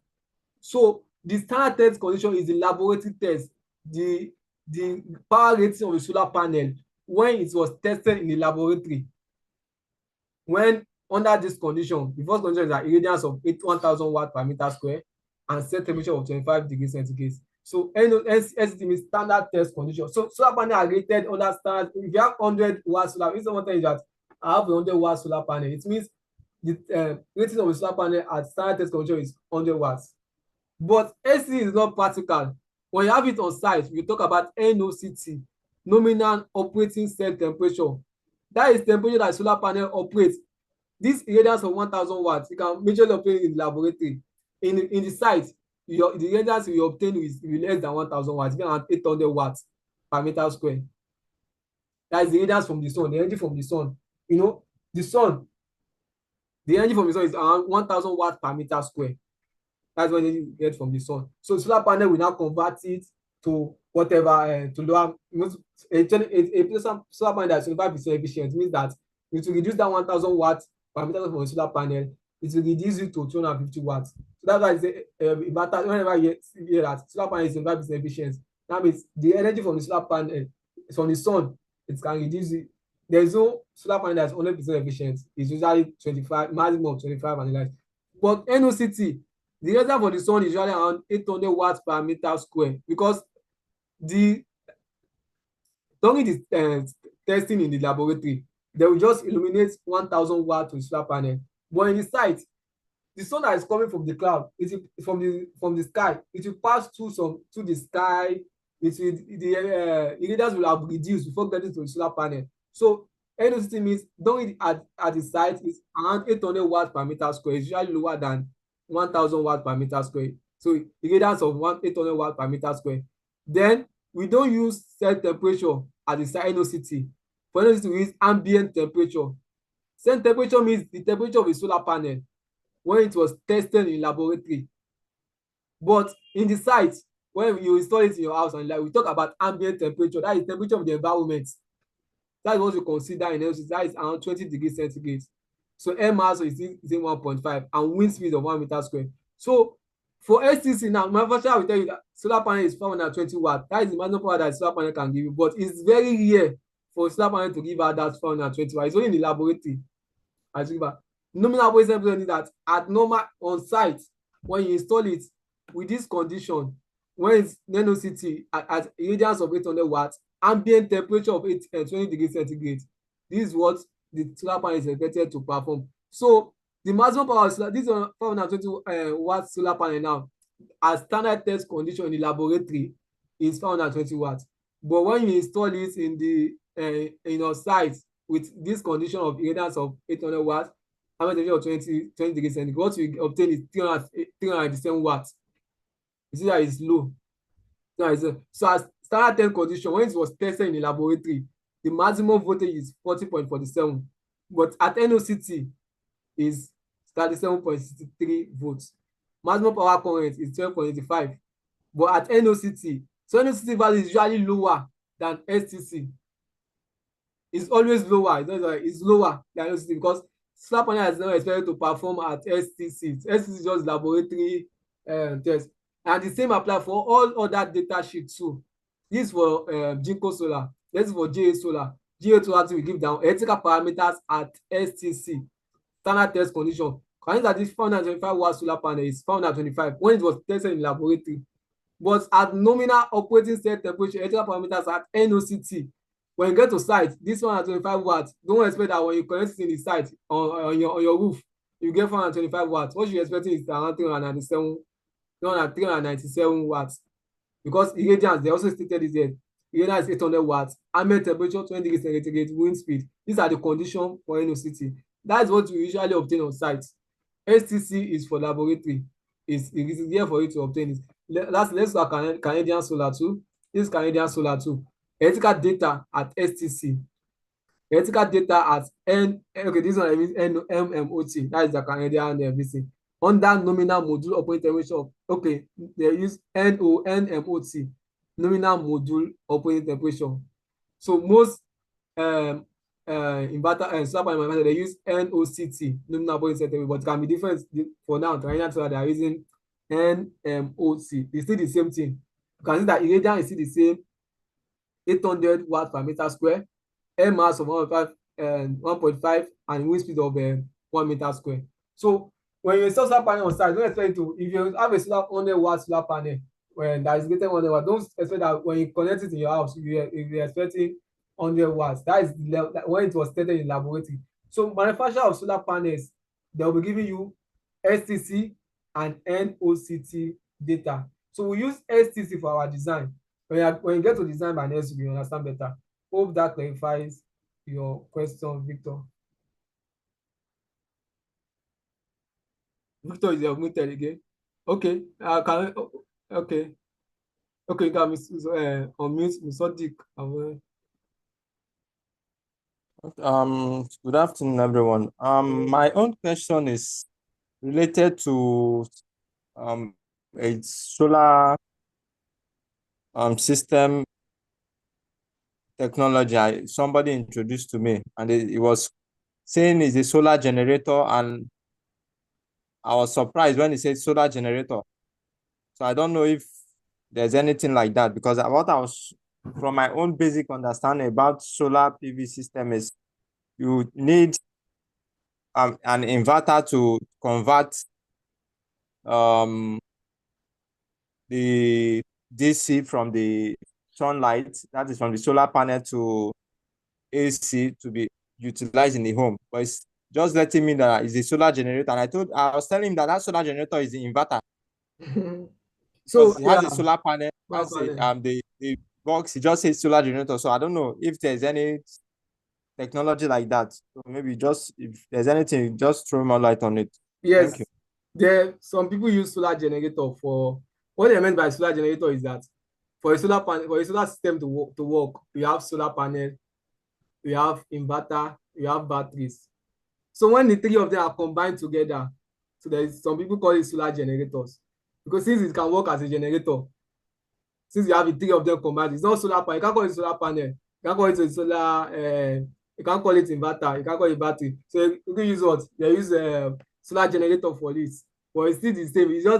It's just the term that they are breaking. They don't want to break it down into solar panel, inverter, battery. So since it can work as a generator, like your normal fossil fuel generator that you use fuel for, so they call it solar generator. Hope that is clear. Yes, thank you. Okay, yeah, welcome. Then which other person is raising up his hand? Oh. Samuel Bassi. Okay. Yeah, your Hi, question. good afternoon. Good afternoon. Thanks for this knowledge sharing. I mean, you've opened my eyes to certain things that were quite vague to me, but I think I have a better understanding of certain things now. It's my pleasure. Just two questions. Right. The first question is for a battery. You said for a battery, let's just say a battery that has a DOD of like 80%, and you have never used that battery to that level of DOD. Let's say you normally use it within the range of 50, 60, or 70. How would one calculate that in terms of one cycle? That's one. Okay. Then the second one is for designs. Normally, most people normally use the VOC or the VMP for this string arrangement. Which one is the preferred option? Because normally the VOCs, to me, it seems like an overkill, unnecessary, because at the end of the day, it is the VMP that is operational. You understand? So that is like what me I'm having issues with. So that's the two questions I have. Thank you. Yeah, thank you very much for the question. I've been that question. It shows that I already into solar system for you to ask this question. So the first one is that DOD. So DOD is mentioned when you get up to 100%. Now, for you have a battery, you now discharge it from 100% to 0%. That is one DOD. But if you discharge it from 100% to 50%, you now charge it back from that 50% to 100%. That you've not used up to one DOD. It discharge again from 100% to 50% again. That it is now one cycle. Also, if you have a battery, maybe it's 100%, you now discharge it to 90%. It's not up to one cycle for that. It's not up to one cycle. Then if you discharge it from 90% to 100% again, discharge from 100% to 100% 10 times. That is now obtain 10% 10 times. That is 100. So that's when we have one cycle. So one cycle is 100%. 100%. If you charge it from 100%, it discharge it from 100% to 50%. That is half cycle. You now charge it back from 50% to 100%. It's not up to one cycle yet. It's you charge again from 100% to discharge again from 100% to 50%. That you now have one full cycle. Hope that is clear. Then for designs too. When I was introduced to this, I was thinking that we should be using VOC now, since we should be using VMP, voting maximum, since VOC is not obtainable. So that is what I was thinking when I was going into it. But the industrial standard is to use VOC for safety purpose, and that's we use VOC in the industry for sizing of our system. We don't use VMP. Although there are some that use VMP, but it's better you use VOC so that your sizing your mind will be at rest that okay, this this system will not, that is the maximum. You size your system to the maximum voltage that you can give. So your mind will be at rest that oh, it's fine. So we use VOC for design, not VMP. Abidoye Timothy, can meet.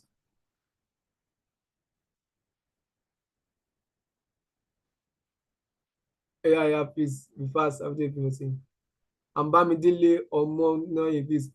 You can also meet. So after his finish asking, and carry the farm where you are. Time has gone. Oh, yeah, who is asking? Okay, maybe I should go. Okay, go Hello, for it. hello. Let's Bamidele go first. Okay, so thank you very much, Abib. So Yes, my question is around I have two questions to ask. So the first question is you said there are some inverters that comes with a rating of 50 Hertz or 60 Hertz. So what are the implications when you make use of probably the wrong Hertz, the wrong frequency? Maybe your country, they allow you to make use of 50 Hertz and then you get an inverter that rates 60 Hertz. What are the implications on those appliances you use them with? Are there any repercussions? Yes, there is. So, The appliance might depend on the some appliances stated that you can use 50 years or 60 years. But if an appliance is 50 years and you are using 60 years frequency for it, you are shortening the lifespan of the appliance. That's just the precaution of it. So you are shortening the lifespan of the appliance. It's better you use the stated frequency for each electrical appliance. So thank you for that. So another one is when I was installing my own solar whatever, I got a recommendation from someone that in case I need to maintain my battery, that I can make use of the water that comes out of my AC to top it up. And then I asked another person that said I need to go and buy the water separately. So there are some people that are selling it. So I would want to know, is it ideal? I mean, to make use of something like that, maybe the water from your AC, if that's the distilled water that is recommended for maintaining your battery. Actually, it's better you get the battery for the one that has to buy. It's better you get, but Okay. mostly because of the extra cost, you don't like spending. People usually use the one from their AC. Just that it will have just little effect. It don't have that much. It just reduce the last from the battery bit, not that significantly. But it's better for you Okay. to for the system to work up to the manufacturer's recommendation. Even the manufacturer, they will recommend that you get those supply outside, not the one from your battery, from your AC. So one of the implications that if you are going against the recommendation of the manufacturer, it means that the system won't last up to the duration that the manufacturer stated. That's just the effects. Okay. Thank you very Have much. you done it with Timothy? Have you done it, Timothy? Kayode Famumi, please be fast. Time is gone. Kayode Famumi. All right. Thank you, Abib. It has been a very interesting class. And though I have been having some kind of technical difficulty, I've been following up with everything we are discussing. It's very impressive. Well done. So I have two questions. The first one is we know that I think in the course of this training, we have make reference to, I think, Jinko and Canadian solar panels. So I think this brand too, Longi is also good. But I want to ask, in a situation whereby we have a whole lot of brands of solar panels in the market, and all these are our people from the east. Sorry to say that. When you go to market, let's say on the plate they put 330 watts. So is there a way we can be sure that the plate, what is on the plate, is what the panel is actually carrying? Like if it's they put 330 watts, at the end of the day, we discover that it's not giving us that 300 watts. Is there a way we can ascertain the what the panel can supply, as in what is written on the plate? That's the number one question. The number two question is on batteries.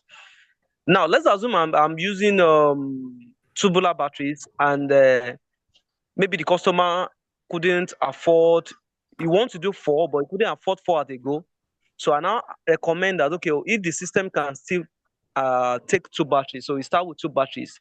So if maybe after a couple of months that he has been using the first 2 batteries, is it advisable to add maybe another pair of brand new battery to the existing one? Will it not affect the productivity of the new and the old battery? So what was the consequence and what are the disadvantages of this? So those are my questions. Thank you. Yeah, so let me start from the second.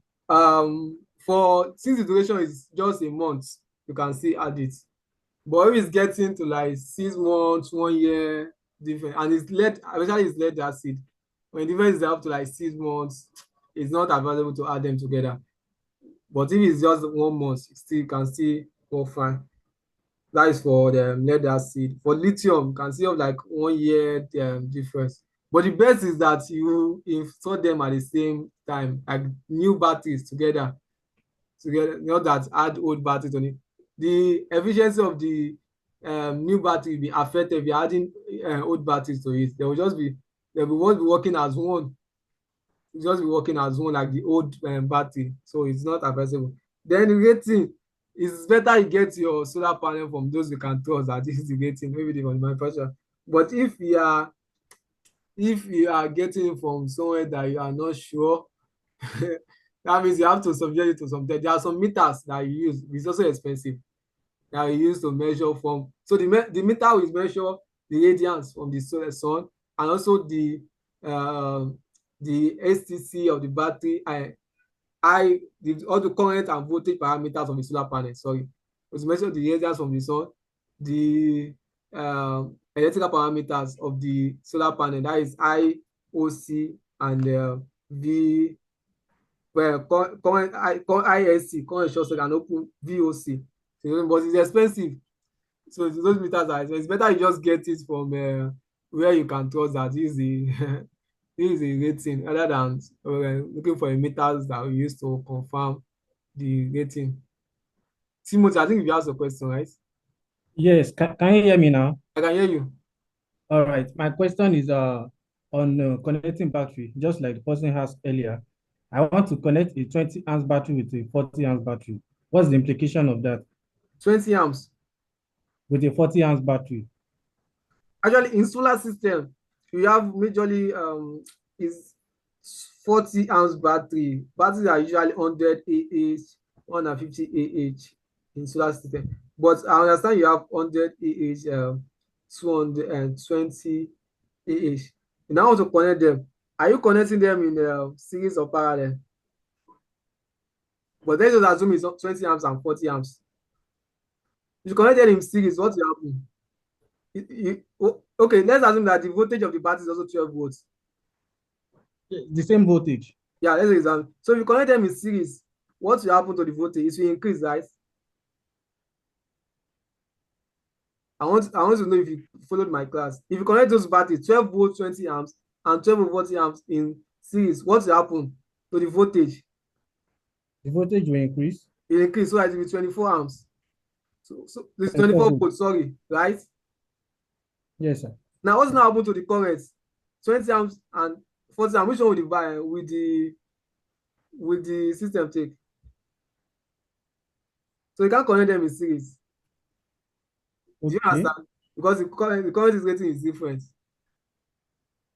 Okay. So if you are connecting batteries and stuff, but it's better you have the same voltage and current rating. So if you connect them in series, 12 volts plus 12 volts, you have 24 volts. Now, what's happened to the current? The current also remains the same. If they are both 20 amps, it's just 20 amps. But since it will take the lowest current capacity, that is 20 amps, and it's not advisable. You are just wasting the system.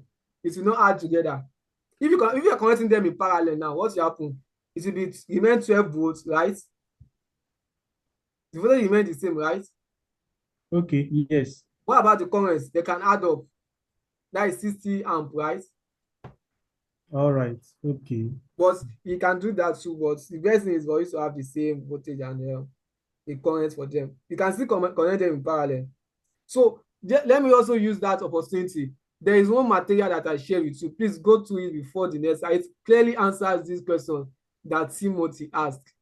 When you read the material, when the solar design study material, solar PV installation, yeah.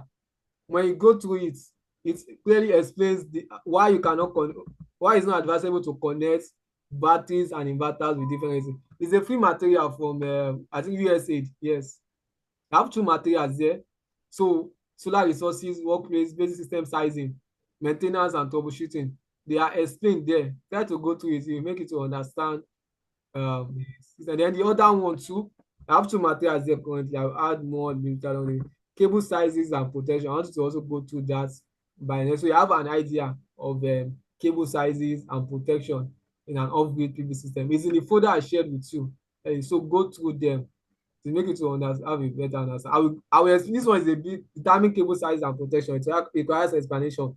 But the first one is not that difficult. Solar PV installation. You can go to it yourself. It's self-explanatory.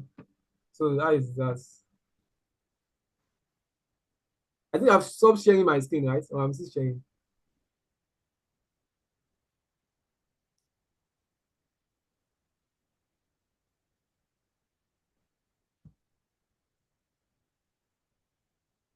Oh yeah, is there any other? Okay, someone else.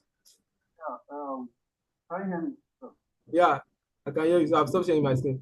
Who wants to ask? David, okay. Ayode, you are still raising your hand. Do you have another question? David, yeah, you can ask your question. Now, sorry, I wanted to just bring about there was something that was disturbing. You are not audible, David. Can you hear me? Can you hear me? Yes, it's better now. Okay, so it's concerning this energy storage challenge. You said something earlier about most African countries, they don't really have a very good food supply, so they have to, go into, we call it something grid timing or there about where they need to start using batteries. I don't know, or something there about. So I just wanted to ask, like, concerning that challenge, what is like the most effective? Do they have any effective energy storage solution presently for solar power? I didn't hear the question. You are not very. Can you type it? Like David, concerning that, I can't, you can't hear me. it's not. You are not audible. So I said, you said something concerning like most African countries not having a very good um, grid supply, right? Okay. Yes. So he said they now have to, because of that they need to go into something. He called it something time in grid time or thereabouts, where they have to start, incorporating is it storage, battery storage solution. So I wanted to ask, is there any what is it called? Is there any effective energy storage solution? Apart from battery storage, Yes, apart from battery storage. no. The battery storage is the most common and most easy to install. You have other storage. That's why they call it. You have ESS. If you're in ESS, energy storage system. You can also hear BESS, battery energy storage system. So if you just use battery energy storage system, there are other energy storage system, but it's not often used. You just use battery. Okay, because I feel it's a kind of major issue due to, I don't know, the cost of Because I batteries understand, but they don't have any better alternative than battery now. All right. Moses, ask your question, please. Okay, good afternoon all. Can you hear me? Yeah, I can hear you. Okay. About the last material we just treated, this 12 frequently used terminologies in solar. Yes. If you look at number 84, you have the difference between battery, hybrid inverter, and string inverter. Okay. So I will take the string inverter as Fronius. Is that correct? String inverters. Fronius. That's string inverter, like Yes. Fronius. Okay. So I'm having issue concerning the first difference. Okay. First, you said the battery inverter performs both inverting DC to AC and charging function, that is AC back to DC. Yes. But the string inverter only takes DC supply from the solar and then invert it to AC. So it cannot perform charging function. Yes. That word, it cannot perform charging function, is what I'm having issue with. Okay. Practically, I've combined Fronius inverter with 15 kVA Quattro Victron inverter, and no grid involved, no charge controller. So the Fronius itself is just like it powers mainly once it gets solar, once it gets powers from the sun, convert it to AC, and then is connected to the output of the Victron. Now, whenever the solar generation is much more than the load, it charges the battery. I understand your question. You are taking us ahead of the class. I understand. Okay. So what it says is that is not the Fronius that is charging the battery, it's the Quattro. The Quattro can convert. Yes. It's the Quattro that is converted. It's not the Fronius. So that statement is right. My statement is right in the slide. It cannot perform charging. It's the Quattro that is converting the AC from the Fronius to DC to charge the battery. Because Quattro are bidirectional. It can convert it to DC. So it's the Quattro. You are taking us ahead of the class. We treat that later. So I think that is all. This next week, I will also update what is your comment about the class? Is there anything you want me to add from next week? Please just comment on it So in case there is something else I need to add to it by, I don't know, before next week, you can, if you want me to unmute you, can type it. So by next week, adequately prepare for that. Is there any comments? Any comments? Okay, I'm having one hand. Okay. Yeah, you can unmute. Is there any comment about the class? Well, it's been a good one. I just want to, because I lost my network for some time. So I want to, the mail that was sent to me concerning the class schedule, there's supposed to be design. So I think there are three sections. Yes. So I don't know, did we do the design today also, or that will be for the next class? Yes, that is introduction to design. That is data sheet that we look at. Okay, okay. It's just the in-depth. So from next week, we are looking at introduction now. No, so everyone are on the same page. You understand voltage, you understand current, you understand power, VOC, ISC. So you understand? So from next week now, okay, we are going to design fully. Okay. So, and would the recording be available for us? Yes, yes, it will. Okay, thank you so much. My pleasure. Then we go to Moses.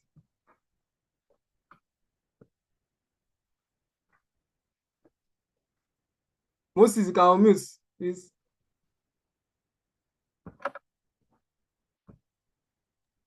I've spoken before. Okay, I that's just fine. asked the question because Okay, that's fine. So thank you very much for the session. Hope to meet you next week again.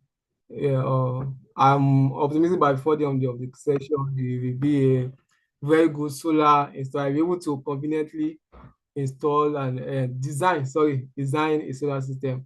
Thank you, everyone. Enjoy the rest of your day. Bye. It's next week. So for those of you that have not received the material, please send a message to us that via the WhatsApp so that we send it to you. Thank you very much. Enjoy the rest of your day. Bye.